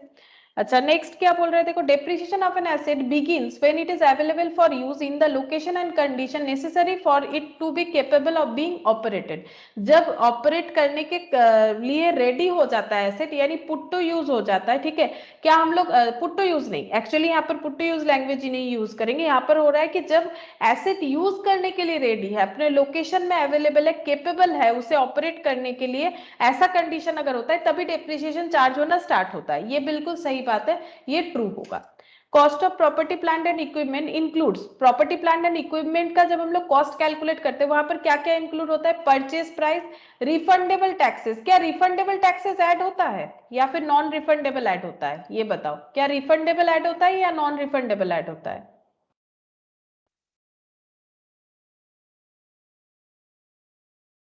बोलो, रिफंडेबल टैक्सेस ऐड होगा, ऐड होता है? ये वाला रिफंडेबल टैक्सेस कभी ऐड होगा कॉस्ट के साथ? कभी नहीं ऐड होगा। ठीक है, रिफंडेबल टैक्सेस कभी ऐड नहीं होता है। इंपोर्ट ड्यूटी ऐड होता है, मतलब ये पॉइंट क्या हो गया? फॉल्स हो गया, ये गलत दिया हुआ है। Cost of fixed asset should also include cost of opening a new facility such as inauguration cost. क्या इनॉग्रेशन कॉस्ट? ये सब मैंने लास्ट क्लास में बताया था। अगर हम लोग कुछ इनॉग्रेशन कॉस्ट कर रहे हैं, मतलब कुछ हम लोग एक इनॉग्रेशन पार्टी वगैरह कर रहे हैं कि हम लोगों ने एसेट खरीदा है, उसका एक इनॉग्रेशन पार्टी रख दिया, उस पे जो खर्चा हो रहा है वो कभी भी एसेट के दाम के साथ ऐड नहीं होगा, फॉल्स होगा। अच्छा, उसके बाद देखो, depreciation is charge with a constant amount under straight line method and charge with a constant percentage under diminishing balance method. बोलो, ट्रू या फॉल्स? फिफ्थ नंबर वाला ट्रू होगा। डेप्रिसिएशन जो है वो स्ट्रेट लाइन मेथड पे कांस्टेंट अमाउंट रहता है, और जो डब्ल्यूटीवी मेथड होता है उस पे अमाउंट भले ही चेंज हो लेकिन परसेंटेज थोड़ी ना चेंज होता है। जैसे 25% था तो 25% ही हो रहा था, ऐसा नहीं कि 25 फिर 20, ऐसा नहीं, परसेंटेज चेंज नहीं होता है, चेंज होता है अमाउंट। ठीक है, क्यों? क्योंकि हम लोग ओरिजिनल कॉस्ट हर बार चेंज करते जाते हैं।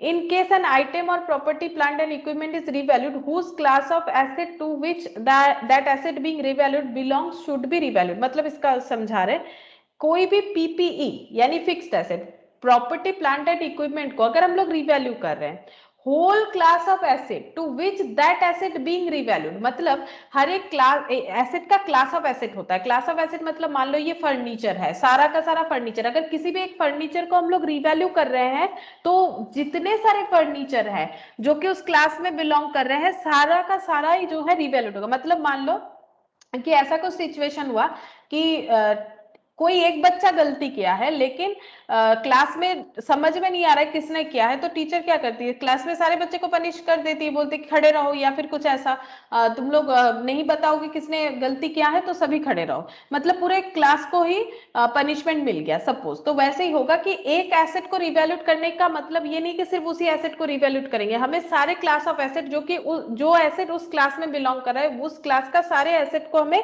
रिवैल्यू करना पड़ेगा। ठीक है, ये बिल्कुल सही बात है, ट्रू। ये पॉइंट कहाँ लिखा हुआ था? ये तो मैंने बताया नहीं, तुम लोग सोच रहे होगे ये मैंने बताया नहीं, एक्चुअली यहाँ पर जो है यहाँ पर पढ़ सकते हैं हम लोग पॉइंट बी में, in case an item PP is revalued, कोई भी एक पीपी यानी फिक्स्ड एसेट अगर रिवैल्यूड हो रहा है, whole class of such PP to which such asset belong should be revalued.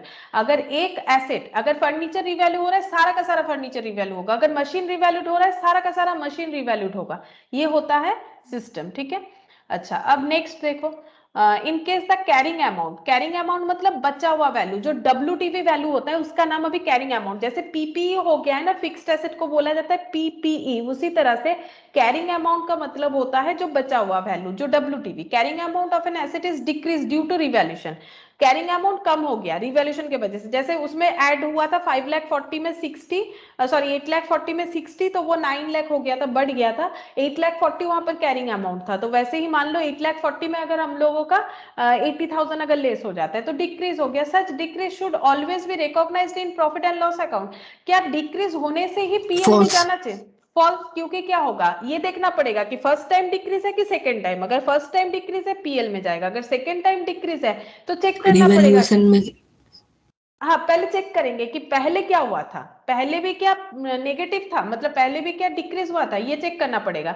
Second time है कि फर्स्ट टाइम, ये पहले चेक करना पड़ेगा। अगर ये सेकेंड टाइम है और पहले क्या हुआ था वो देखना पड़ेगा, पहले प्लस हुआ था कि माइनस। पहले अगर माइनस हुआ था तो पीएल में जाएगा, लेकिन पहले अगर प्लस हुआ था तो उसको पहले राइट ऑफ करना पड़ेगा। तो ये जो यहाँ पर स्टेटमेंट दिया हुआ है ये गलत है, ठीक है, क्योंकि ऐसे नहीं होता है, हमें चेक करना पड़ता है।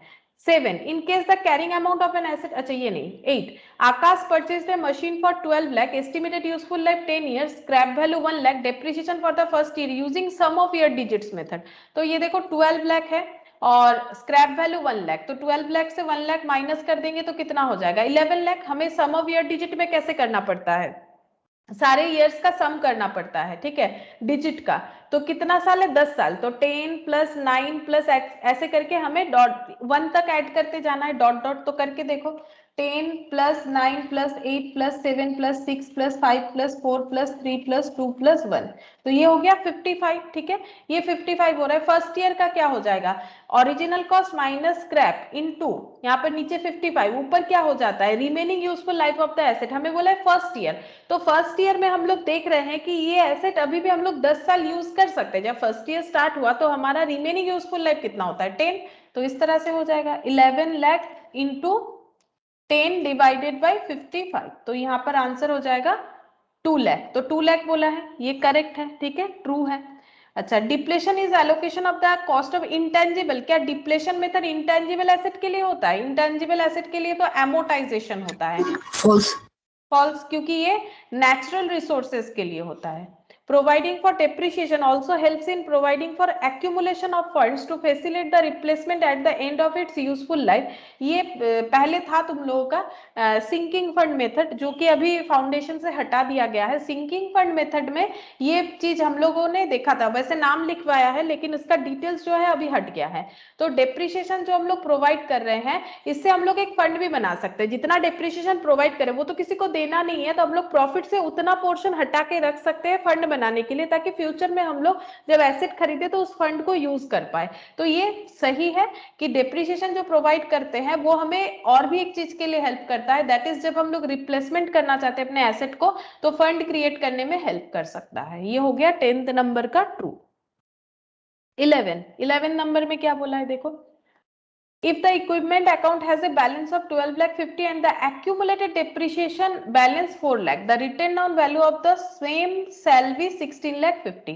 तो इक्विपमेंट जो है उसका बैलेंस है 12 लाख 50, ठीक है, और एक्यूमुलेटेड डेप्रिसिएशन मतलब अभी तक जितना भी डेप्रिसिएशन चार्ज हुआ है वो 4 लाख, ठीक है। तो अब इसका WDV वैल्यू कितना होगा, माइनस करके देखो 12 लाख 50 का एसेट है, ठीक है, मतलब एसेट का वैल्यू है 12 लाख 50 और एक्यूमुलेटेड मतलब अभी तक जितने दिन वो यूज हुआ है इस पे 4 लाख का डेप्रिसिएशन लगा है, तो अभी इसका वैल्यू है एसेट का 8,50,000, ठीक है। तो ये 16 लाख 50 लिखा हुआ है, बिल्कुल गलत लिखा हुआ है, ठीक है, तो ये फॉल्स हो जाएगा। वैल्यू ही तो पूछा है ना कि बचा हुआ वैल्यू कितना हो रहा है, तो बचा हुआ वैल्यू तो माइनस करने पे 8 लाख 50 आ रहा है, 16 लाख 50 लिखा हुआ है, गलत लिखा हुआ है। Sum of year digit method is an example of accelerated method of charging depreciation. Accelerated method मतलब जो WDV में होता है, धीरे धीरे कम होते जाता है डेप्रिसिएशन का वैल्यू। तो क्या सम ऑफ ईयर डिजिट में भी वही होता है, धीरे धीरे डेप्रिसिएशन का वैल्यू कम होते जाता है। देखो लास्ट दिन हम लोग सम ऑफ ईयर डिजिट किए थे, तो वहां पर देख सकते हो कि जो हम लोगों ने कैलकुलेशन किया था वहां पर एसेट का वैल्यू कम हो रहा था या ज्यादा हो रहा था, चेक करो, या फिर ज्यादा तो नहीं होगा, एक जैसा होगा, या तो कम होते जाएगा या तो एक जैसा होगा। ये देखो sum of year digit I think ये वाला था, कम होते जाता है, कम होते जाता है, ये देखो कम होते जाता है 2 लाख 40 1 लाख 80 1 लाख 20, तो इसको बोलते हैं एक्सेलरेटेड मेथड, ठीक है। तो ये ट्रू बोला है, ये जो स्टेटमेंट है ये सही हुआ है। तो ये कौन सा वाला हो गया 12 नंबर का true. 13 over the life of an asset subject to depreciation the accelerated method will result in less depreciation expense in early year and more depreciation in last year of its life। बोल रहे हैं accelerated method, अभी तो मैंने बोला क्या होता है WDV sum of year digit, ये सब एक्सेलरेटेड होता है जिसमें शुरू में डेप्रिसिएशन ज्यादा होता है फिर धीरे धीरे कम होते जाता है। यहाँ पर बिल्कुल उल्टा बोला है, देखो बोल रहे हैं will result in less depreciation in early year and more in last year. ये तो गलत है, ये थोड़ी ना होता है, ये तो कोई भी मेथड में नहीं होगा, या तो एक जैसा उल्टा होगा होता या है। तो हाँ उल्टा होता है। 14 while depreciating land cost, depreciating land cost ये तो पहले ही फॉल्स बोल दो क्योंकि लैंड लैंड कभी पे डेप्रिशिएट डिप्रिसिएशन होता ही नहीं है। होता ही नहीं है, ठीक है। अच्छा 15 provision for depreciation account is debited. देखो इसका भी डिटेल्स नहीं दिया है, लेकिन इसका यहाँ पर ट्रू फॉल्स दिया है। प्रोविजन फॉर डिप्रिसिएशन का मतलब ये होता है कि अगर हम लोग डिप्रिसिएशन अकाउंट को डिप्रिसिएशन जो है उसको जब चार्ज कर रहे हैं, वो डायरेक्टली डिप्रिसिएशन बोल के चार्ज ना करके उसका एक अलग अकाउंट बना लेते हैं कि हम लोग डिप्रिसिएशन को एक जगह पे लिखते जाएंगे, दैट इज प्रोविजन अकाउंट। ठीक है, हम लोग प्रोविजन करेंगे तो इस पे डेप्रिसिएशन नॉर्मली एंट्री क्या होता है, depreciation account debit to asset होता है। लेकिन अगर हम लोग बोल रहे हैं कि डेप्रिसिएशन चार्ज तो करना ही है, वो तो करना ही पड़ेगा, लेकिन उसको डायरेक्टली एसेट पे नहीं दिखाएंगे, हम लोग उसको एक अलग अकाउंट में ट्रांसफर कर देंगे, तो टू प्रोविजन फॉर डेप्रिसिएशन ये एंट्री होता है।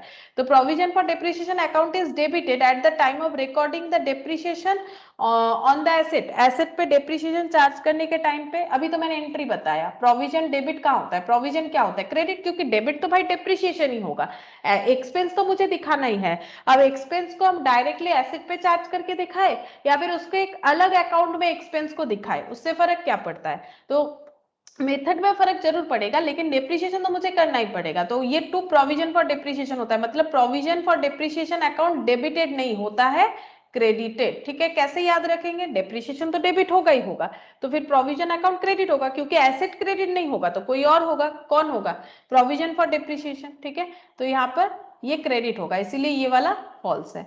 नेक्स्ट देखो, if adequate maintenance expenditure is incurred with relation to running repairs of an asset we need not charge any depreciation। मतलब बोल रहा है अगर हम लोग एसेट को मेंटेन करने का जो खर्चा होता है रिपेयर्स करने का, उसको अगर हम लोग एडिक्वेट अमाउंट में मेंटेन करते हैं तो क्या हमें डेप्रिसिएशन चार्ज करने का जरूरत नहीं है, ऐसा बोल रहा है। क्या ऐसा होगा, अगर हम लोग अपने एसेट को रिपेयर करने के लिए खर्चा जो है उसका पैसा ठीक तरह से मेंटेन कर रहे हैं तो हमें डेप्रिसिएशन नहीं देना पड़ेगा, ये तो नहीं होता है। जो एक मतलब रिपेयर है वो तो रिपेयर की जगह होता है, लेकिन ये तो रिपेयर वाला पोर्शन है ही नहीं, ये तो डेप्रिसिएशन है, ये तो अलग चीज है, वो तो एसेट यूज करने का खर्चा है। तो कुछ भी हो जाए डेप्रिसिएशन तो चार्ज होगा ही होगा। अब रिपेयर चाहे साल में एक बार हो या 5 बार हो, उससे हमें कोई फर्क नहीं पड़ेगा, डेप्रिसिएशन तो चार्ज अपने जगह पे होगा, तो ये फॉल्स है। When a property, plant or equipment is sold, then provision for depreciation account is debited, asset account is credited and gain or loss is recorded to profit and loss account। देखो ये कैसे समझोगे, सही है कि नहीं। अगर हम लोग कोई भी एसेट बेच देते हैं तो टू एसेट तो होगा ही, क्योंकि एसेट हमारे पास से चला जाएगा। अब profit and loss account according to gain और लॉस डेबिट या क्रेडिट होगा। अगर प्रॉफिट हुआ है तो 2PL होगा, अगर लॉस हुआ है तो PL डेबिट होगा। तो यहां तक तो सब सही बोला है। अब बोल रहे हैं provision for depreciation account debit होगा। एक चीज सोचो, जब हम लोग प्रोविजन फॉर डेप्रिसिएशन अकाउंट थोड़ी देर पहले हम समझा रहे थे, तो वो कौन सा अकाउंट था, वो ऐसा एक अकाउंट था जहां पर हम लोग सारा डेप्रिसिएशन को लिख रहे हैं, जमा कर रहे हैं। तो अगर मान लो मेरे पास 3 मशीन है, ये मशीन 1 का डेप्रिसिएशन है, ये मशीन 2 का, ये मशीन 3 का। अगर हम लोग मशीन 2 बेच देते हैं तो उसका डेप्रिसिएशन भी तो हमें वहां से हटा देना चाहिए। अब यहाँ पर उस डेप्रिसिएशन का क्या काम, उसे हटाना पड़ेगा, तो वो डेप्रिसिएशन जो क्रेडिट हो रहा है उसे हम लोग डेबिट करेंगे। तो ये 17 वाला जो है ये सही है। ठीक है, ये सही है, यहां से देखने से ही समझ में आएगा।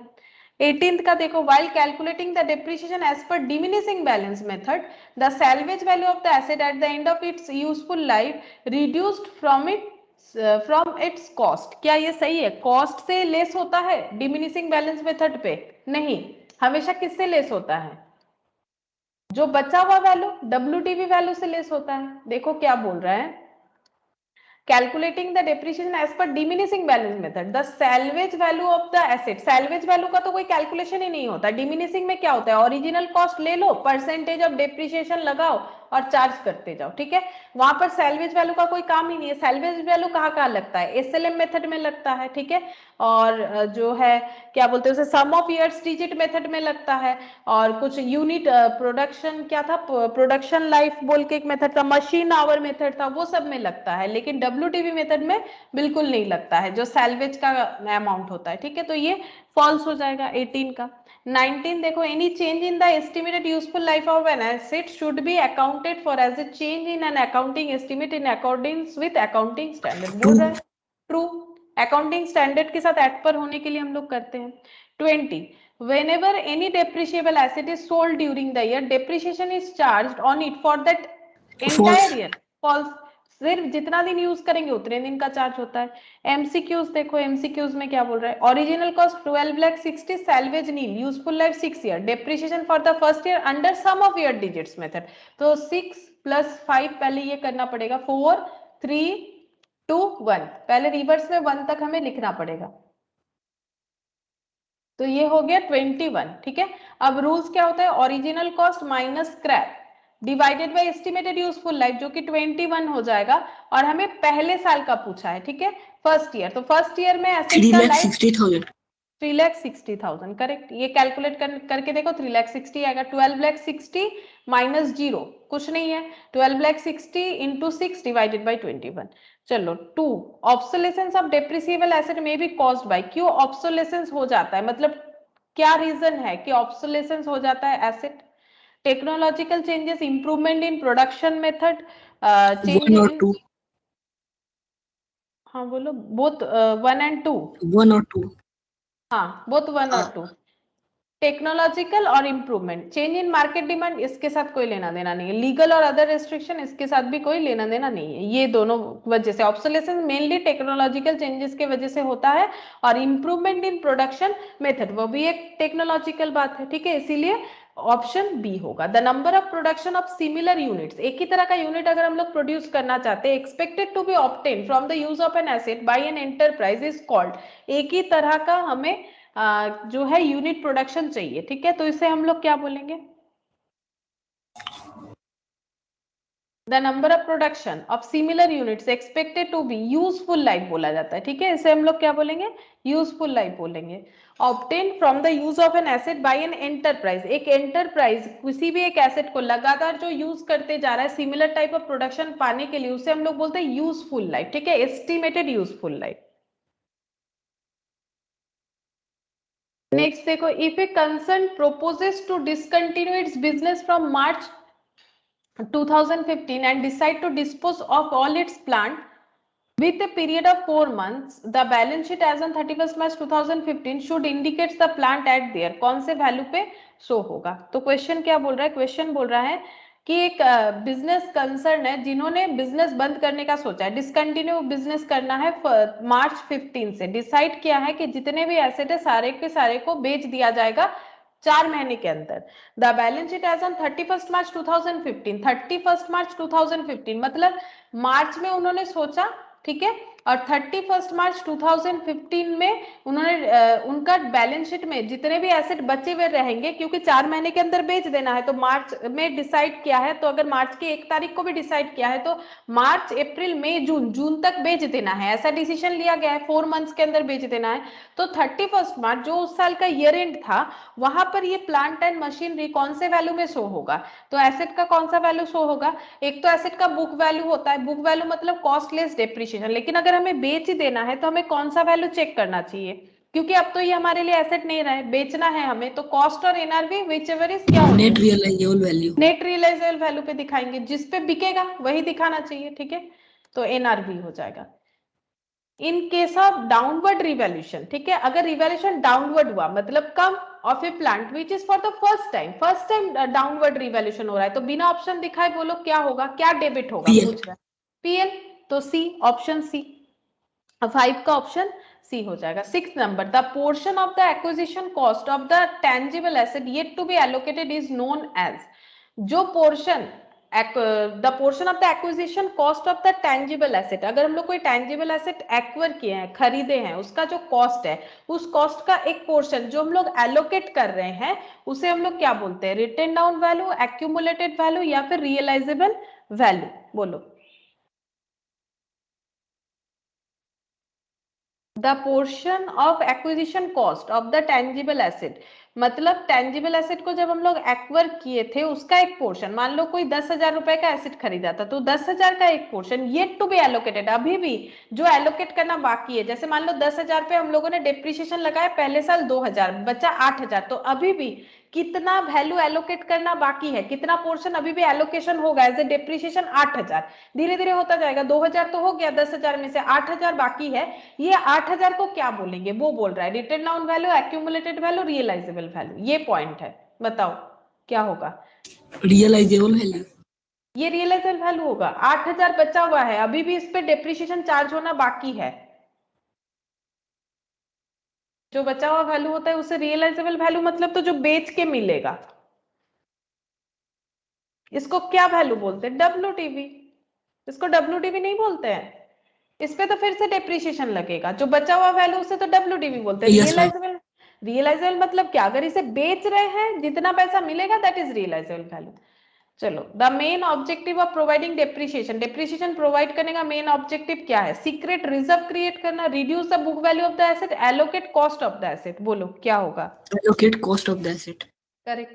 अच्छा, 8th number, original cost of machine 25,20,000, salvage 1,20,000, useful life 6 years, annual depreciation under straight line। तो 25,20,000 माइनस 1,20,000, इससे इसको माइनस करेंगे डिवाइडेड बाय 6, तो देखो कितना होता है। 25,20,000 माइनस 1,20,000 डिवाइडेड बाय 6, तो ये हो जाएगा 4 लाख। ठीक है, तो 8 का आंसर हो गया बी। नाइन्थ नंबर देखो, the cost of machine 20 lakh, 2 years later the book value is 10 lakh. अच्छा, कॉस्ट था 20 लाख, ठीक है। 2 साल बाद जब हम लोग बैलेंस शीट चेक करें वहां पर वैल्यू दिख रहा है 10 लाख। क्यों कम दिख रहा है? डेप्रिसिएशन चार्ज हुआ होगा। बोल रहा है कि कितना परसेंट डेप्रिसिएशन चार्ज हुआ है। स्ट्रेट लाइन परसेंटेज डेप्रिसिएशन बताओ। स्ट्रेट लाइन परसेंटेज मतलब स्ट्रेट लाइन डेप्रिसिएशन चार्ज हुआ होगा स्ट्रेट लाइन मेथड पे। तो 20 लाख का जो एसेट था वो अगर 2 साल बाद 10 लाख हो गया है तो कितना डेप्रिसिएशन चार्ज हुआ है 2 साल में? ये सोचो, 20 लाख का एसेट अगर 10 लाख हो गया है आफ्टर 2 years, ये रहा एक और ये रहा दो, 20 लाख में खरीदा था, 2 साल बाद उसका वैल्यू 10 लाख दिख रहा है, तो कितना डेप्रिसिएशन? 25%. हाँ 25%, क्योंकि कितना हम ऑप्शन डेप्रिसिएशन से चार्ज कर हुआ? दिए. ऑप्शन से कर दियो, चलो तब भी चलेगा। वैसे यहाँ पर ये देखो कितना डेप्रिसिएशन चार्ज हुआ है 10 लाख। 2 साल में अगर 10 लाख हुआ है तो एक एक साल में कितना हुआ होगा? 5 लाख। तो 5 लाख कितने पे हुआ? 20 लाख पे हुआ, इंटू 100। देखो उतना ही आना चाहिए। Yes, ma'am. आ गया, ठीक है। ऑप्शन से भी कर सकते हो, ये भी सही बात है। अगर नहीं समझ में आता है बाई चांस तो हम लोग ऑप्शन से भी इसे चेक कर सकते हैं। लेकिन बाकी अगर करने देगा, क्योंकि ऑप्शनल तो होता नहीं है ऐसा, तुम लोग का क्वेश्चन दिया हुआ है बिकॉज नॉलेज बढ़ाने के लिए, लेकिन एमसीक्यू तो अकाउंट्स में रहेगा नहीं, फिर भी ये नॉलेज बढ़ाने के लिए दिया है ताकि ऐसा क्वेश्चन अगर आए तो हम लोग कर पाए। तो यहाँ पर हम लोग डायरेक्टली करने का ही ज्यादा कोशिश करना चाहिए, ठीक है। अच्छा, 10th नंबर देखो, a machine with original cost 10 lakh, nil salvage value, acquired on 1st April 2017 with 4 years useful life was depreciated using straight line method। ठीक है, तो 10 लाख और सैल्वेज 0, 4 साल का यूजफुल लाइफ था, और डेप्रिसिएशन कितना हुआ फिर 10 डिवाइडेड बाय 4, यानी 2,50,000 करके डेप्रिसिएशन हुआ। It was decided to sell the machine on 1st October 2020 for 1,20,000. What shall be the gain or loss on the sale of machine? तो अप्रैल 2017 में खरीदा गया था और बेचने का सोचा गया है 2020 में, तो कितना डेप्रिसिएशन चार्ज हो गया होगा? अब अप्रैल अगर स्टार्टिंग है तो एंड कब हुआ होगा? 31 मार्च 18, ठीक है। फिर 1 अप्रैल 18 से लेके 31 मार्च 19 तक यूज हुआ, 2 साल। फिर 1 अप्रैल 19 से लेके यूज हुआ है 1 अक्टूबर 2020 तक, तो हमें डेप्रिसिएशन चेक करना पड़ेगा। पहले 2,50,000 क्योंकि एसएलएम है, फिर 2,50,000 एसएलएम है, अब 2,50,000। ये टाइम पीरियड में कितना दिन यूज हुआ? अप्रैल से लेके अक्टूबर काउंट करते हैं, अक्टूबर का एक यानी सितंबर तक काउंट करना चाहिए। अप्रैल, मई, जून, जुलाई, अगस्त, सितंबर, 6 मंथ्स, ठीक है। तो 2,50,000 अगर 12 महीने के लिए है तो 6 महीने के लिए कितना होगा? ऐसे करके हम लोग कैलकुलेट कर सकते हैं, ठीक है। Divided by Loss 5,000. लॉस 5,000। अच्छा, ठीक है, देख लेते हैं। 1,25,000 हो गया, 1,25,000 डेप्रिसिएशन चार्ज हो गया, तो 2,50,000 प्लस 1,00,000, ये कितना लिखा मैंने? 1,25,000, तो ये टोटल 6,25,000 माइनस 10 लाख, तो बचा हुआ वैल्यू होता है 3,75,000, और इसे बेच दिया क्या है 1,20,000 में। अरे मेरा क्या आ गया पता नहीं, कुछ तो गलत हो गया मेरे से। 10 लाख और ये 4, 2,50,000 करके ही तो हो रहा है, 2,50,000 करके 2 बार, और यानी 5 लाख, और 2,50,000 डिवाइडेड बाई 2 यानी 1,25,000। तो 6,25,000 माइनस 10 लाख तो 3,75,000 हो रहा है। 3,75,000 और इसे बेच दिया गया है 1,20,000 में।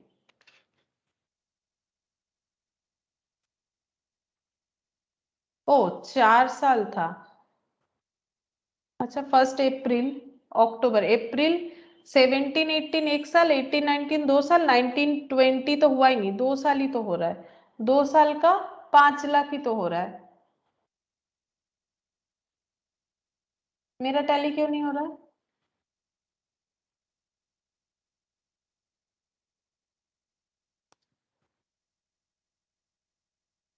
Original cost 10 lakh, 1 April with 4 years useful life, तो 10 लाख डिवाइडेड बाई 4 तो 2,50,000 तो हो रहा है। फर्स्ट ईयर का डेप्रिसिएशन, तो माइनस कितना हो जाएगा?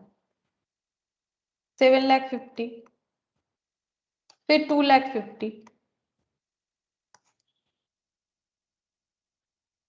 5 lakh. It was decided to sell the machine on 1st October 2020. तो 17 to 18, 18 to 19, अब 19 अप्रैल, मई, जून, जुलाई, अगस्त, सितंबर, 6 मंथ्स का डेप्रिसिएशन लगना चाहिए। तो 6 मंथ्स का, ये अगर 12 मंथ्स का है तो 2,50,000 डिवाइडेड बाई 12 इंटू 6, तो ये हो जाएगा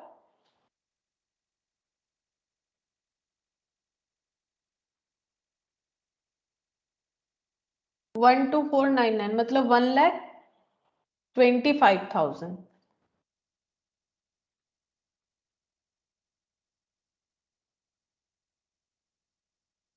3,75,000, 3,75,000 का अगर हम लोग 1,20,000 में बेच देते हैं तो ये तो 2,55,000, ये क्या आ जा रहा है? मेरा तो आ ही नहीं रहा है आंसर। 10th का डी है ऑप्शन, लॉस ऑफ 5,000, मतलब 1,25,000 होगा इसका वैल्यू, फिर लॉस ऑफ, अगर इतना बोल रहा है तो ये आंसर तो है, बट ये कैसे हुआ?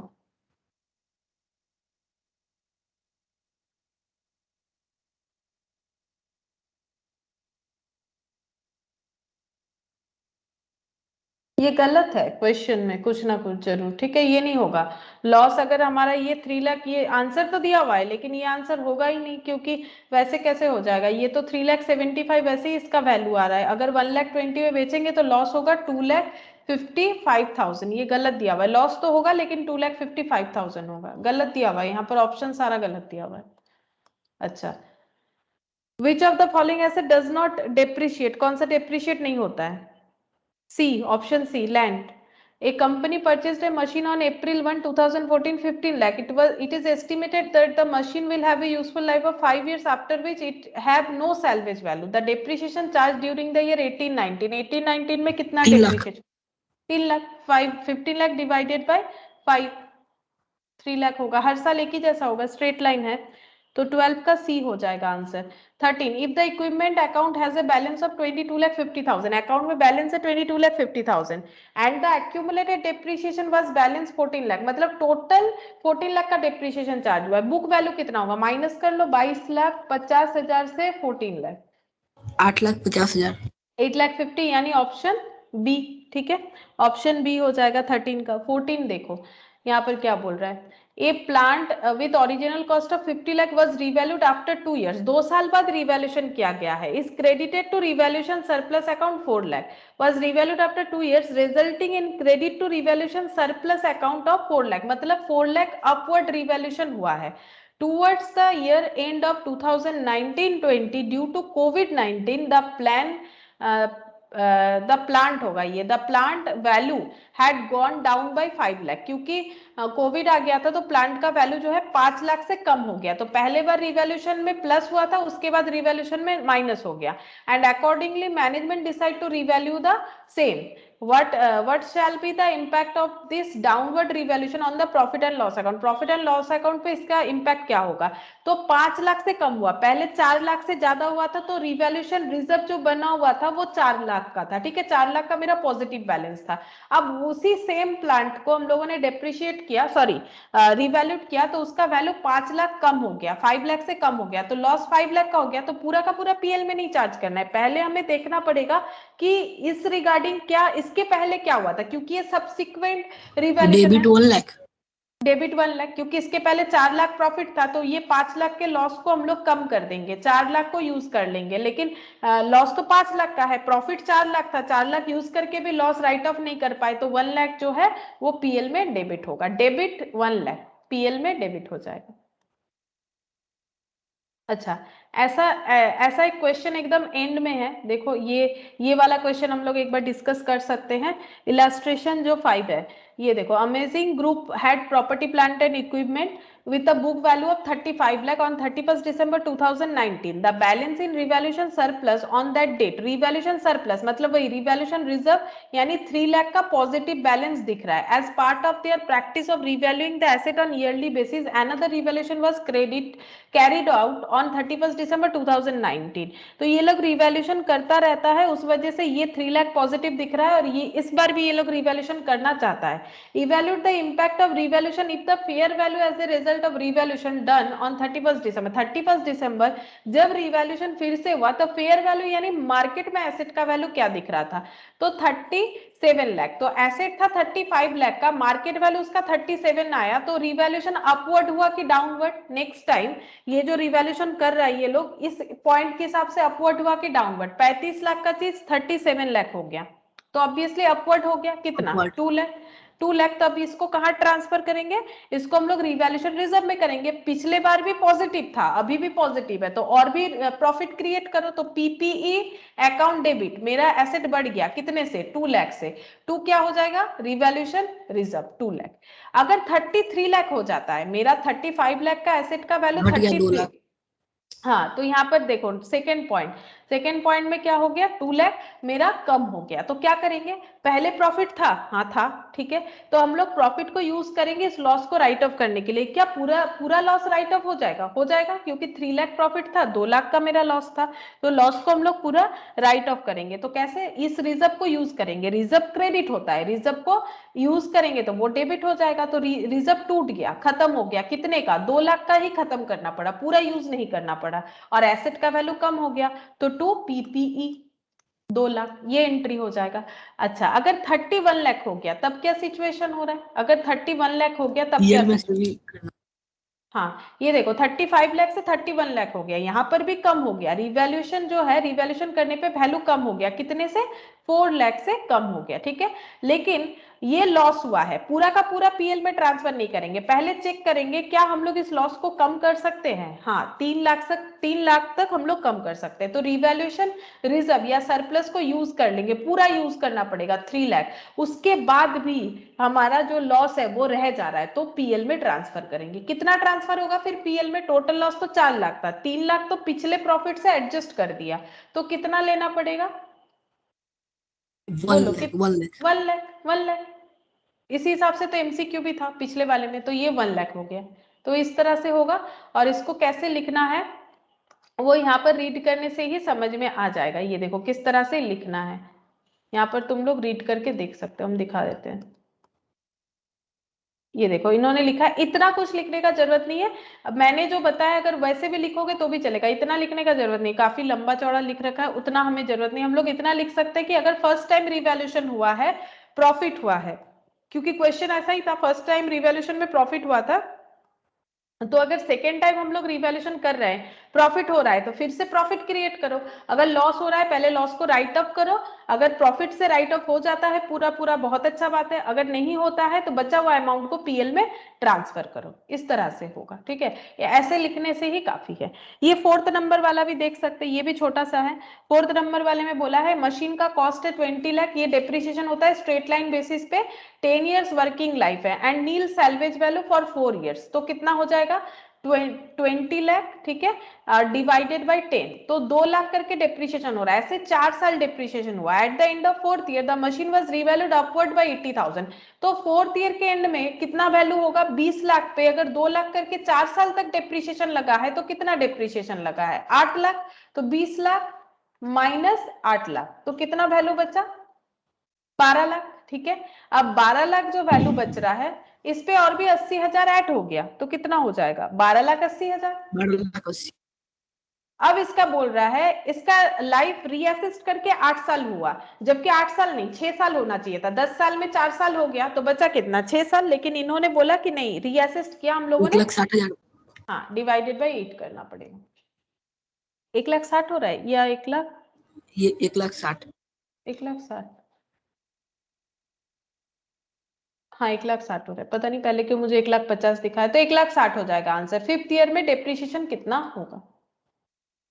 अच्छा,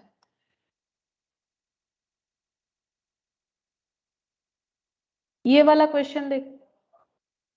LG Transport Company purchased 10 truck at 45 lakh each on 1st April 2016. तो 10 ट्रक खरीदा गया, एक एक ट्रक का वैल्यू 45 लाख है। On 1st October 2018, one of the truck is involved in an accident and is completely destroyed and 27 lakh is received from the insurance in full settlement. तो 45 लाख का 10 truck था, एक एक ट्रक 45 लाख का था, ठीक है। 10 ट्रक में एक एक ट्रक 45 लाख का था, जिसमें से एक ट्रक जो है डिस्ट्रॉय हो गया, उसका इंश्योरेंस किया हुआ था 27 लाख मिल गया क्योंकि एक्सीडेंट हुआ था। On the same date another truck is purchase, जिस दिन एक्सीडेंट हुआ उसी दिन और एक ट्रक परचेज हुआ 50 लाख का। कंपनी का डिप्रिसिएशन है 20% ओरिजिनल कॉस्ट। कंपनी का हमें 31 दिसंबर 2019 का अकाउंट प्रिपेयर करने बोला है, तो हम लोग कैसे करेंगे ये दिखा देते हैं। देखो, सबसे पहले हम लोग दो जगह पे कैलकुलेशन करेंगे। एक तो जो एसेट, जो ट्रक हमारा मतलब एक्सीडेंट में बेकार हो गया, उसका एक अलग कैलकुलेशन करेंगे। 1/4/2016 में खरीदा गया था, सारा ट्रक 1/4/2016 में था, ठीक है, परचेस किया गया था। तो 1/4/2016 में और कितना ट्रक था? ये तो एक ट्रक का वैल्यू है, ये T1, बाकी कितना सारा बचेगा? T9, 9 ट्रक बचेगा। तो 9 ट्रकों का कॉस्ट कितना हो जाएगा? 45 लाख इंटू 9, है ना। तो ये हो जाएगा 40 लाख 50। इसको हम लोग और भी शॉर्टकट मेथड में भी कर सकते हैं, 40 50 और यहाँ पर 4 जीरो, ऐसे हो जाएगा, ठीक है। तो ये इस पे डेप्रिसिएशन चार्ज हो, 1,05 लाख। हाँ 31 दिसंबर 16 में इसका डेप्रिसिएशन कितना हो जाएगा? कितना करके था? 20%। अच्छा, कितना हो जाएगा? 9 लाख।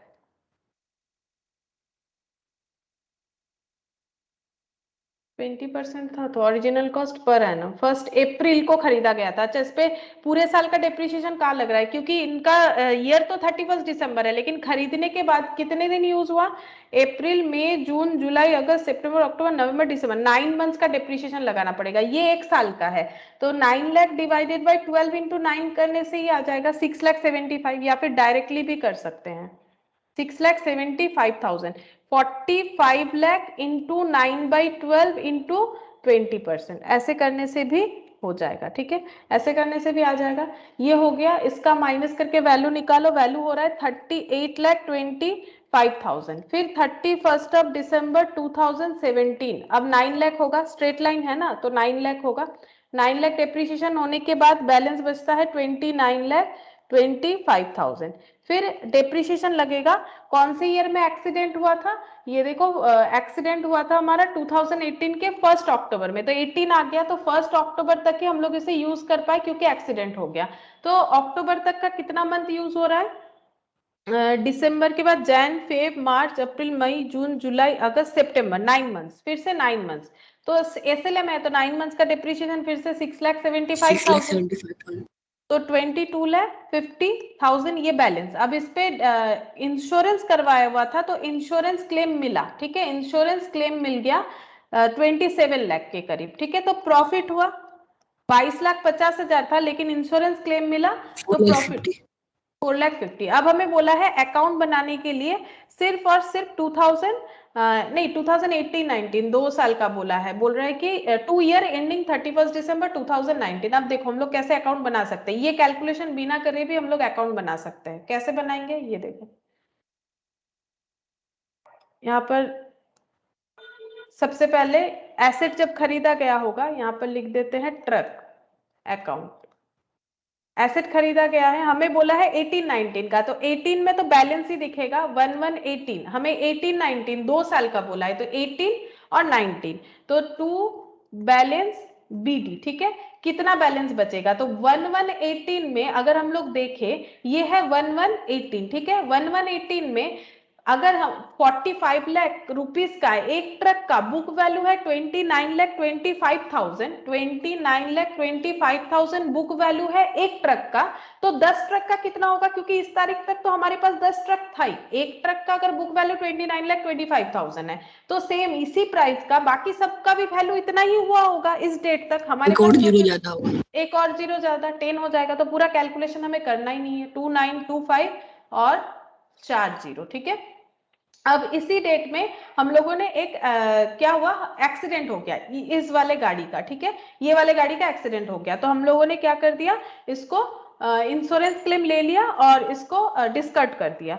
तो 1 अक्टूबर को एक्सीडेंट हुआ, 1 अक्टूबर 18 को एक्सीडेंट हो गया। तो एक्सीडेंट जब हुआ तब तक का डेप्रिसिएशन हमें कैलकुलेट करना पड़ा। पहले डेप्रिसिएशन हुआ तब तक का 6,75,000, यहाँ पर लिख देते हैं 6,75,000। फिर हम लोगों ने इंश्योरेंस क्लेम ले लिया बाय बैंक, यहाँ पर सेल नहीं होगा, यहाँ पर क्लेम होगा। क्लेम मिल गया हम लोगों को 27 लाख, और प्रॉफिट भी हुआ। जब क्लेम मिला ना तो प्रॉफिट भी हुआ, 110-18 में प्रॉफिट हुआ 2PL। सेटलमेंट में प्रॉफिट हुआ कितना, 4,50,000 था शायद, हाँ 4,50,000 का हमारा क्लेम मिल गया। और इसी डेट पे हम लोगों ने एक एसेट भी खरीदा, मतलब और एक ट्रक खरीदा। तो टू बैंक या कैश, कितने का खरीदा, 50 लाख। अच्छा, अब यहाँ पर डेप्रिसिएशन चार्ज फिर से होगा, 31 दिसंबर 18 में डेप्रिसिएशन चार्ज होगा। अब डेप्रिसिएशन किस पे चार्ज होगा, जो बचे हुए 9 ट्रक थे और ये नया वाला ट्रक। तो बचे हुए 9 ट्रक पे कितना डेप्रिसिएशन होगा, हर एक ट्रक पे तो SLM डेप्रिसिएशन लग रहा है 6,75,000 करके लग रहा है। बाकी ट्रक तो पूरे साल भर यूज हुआ, 9 ट्रक पे कितना लगेगा, 6,75,000 करके 9 ट्रक पे लगेगा 60 लाख। ये देखो 9 ट्रक पे लगेगा हमारा 60 लाख, 60,75,000। और ये नया वाला जो है इस पे कितना लगेगा, 50 लाख इंटू अक्टूबर से लेके मार्च तक, अक्टूबर नवंबर दिसंबर जैन फेब मार्च, मार्च नहीं दिसंबर ना, अक्टूबर नवंबर दिसंबर 3 मंथ्स का लगेगा। 50 लाख पे 3 मंथ्स का 20% करके कितना हो जाएगा, 50 lakh into 20% into 3 divided by 12, तो ये हो जाएगा 2,50,000। तो ऐड कर लो, तो ये हो गया 60, अच्छा ये कुछ गलत दिखा रहा है, 6 लाख यहाँ पर होना चाहिए 83,50,000। अच्छा मेरा इतना क्यों नहीं आया, 9 ट्रक तो है, 9 ट्रक पे 6,75,000 करके 6,75,000 इंटू 9, 60, 75 और 3 जीरो, और ये वाला जो है 50 लाख, 50 लाख पे 20% डिवाइडेड बाय 12 इंटू कितने साल का, कितने मंथ का हो रहा है, डेप्रिसिएशन दिसंबर तक होगा, तो अक्टूबर नवंबर दिसंबर इंटू 3, तो ये हो रहा है 2,50,000 हो रहा है, 2,50,000। अच्छा तो 60, 75, 3 जीरो प्लस 2,50,000, तो ये 63,25,000 ही आ जा रहा है।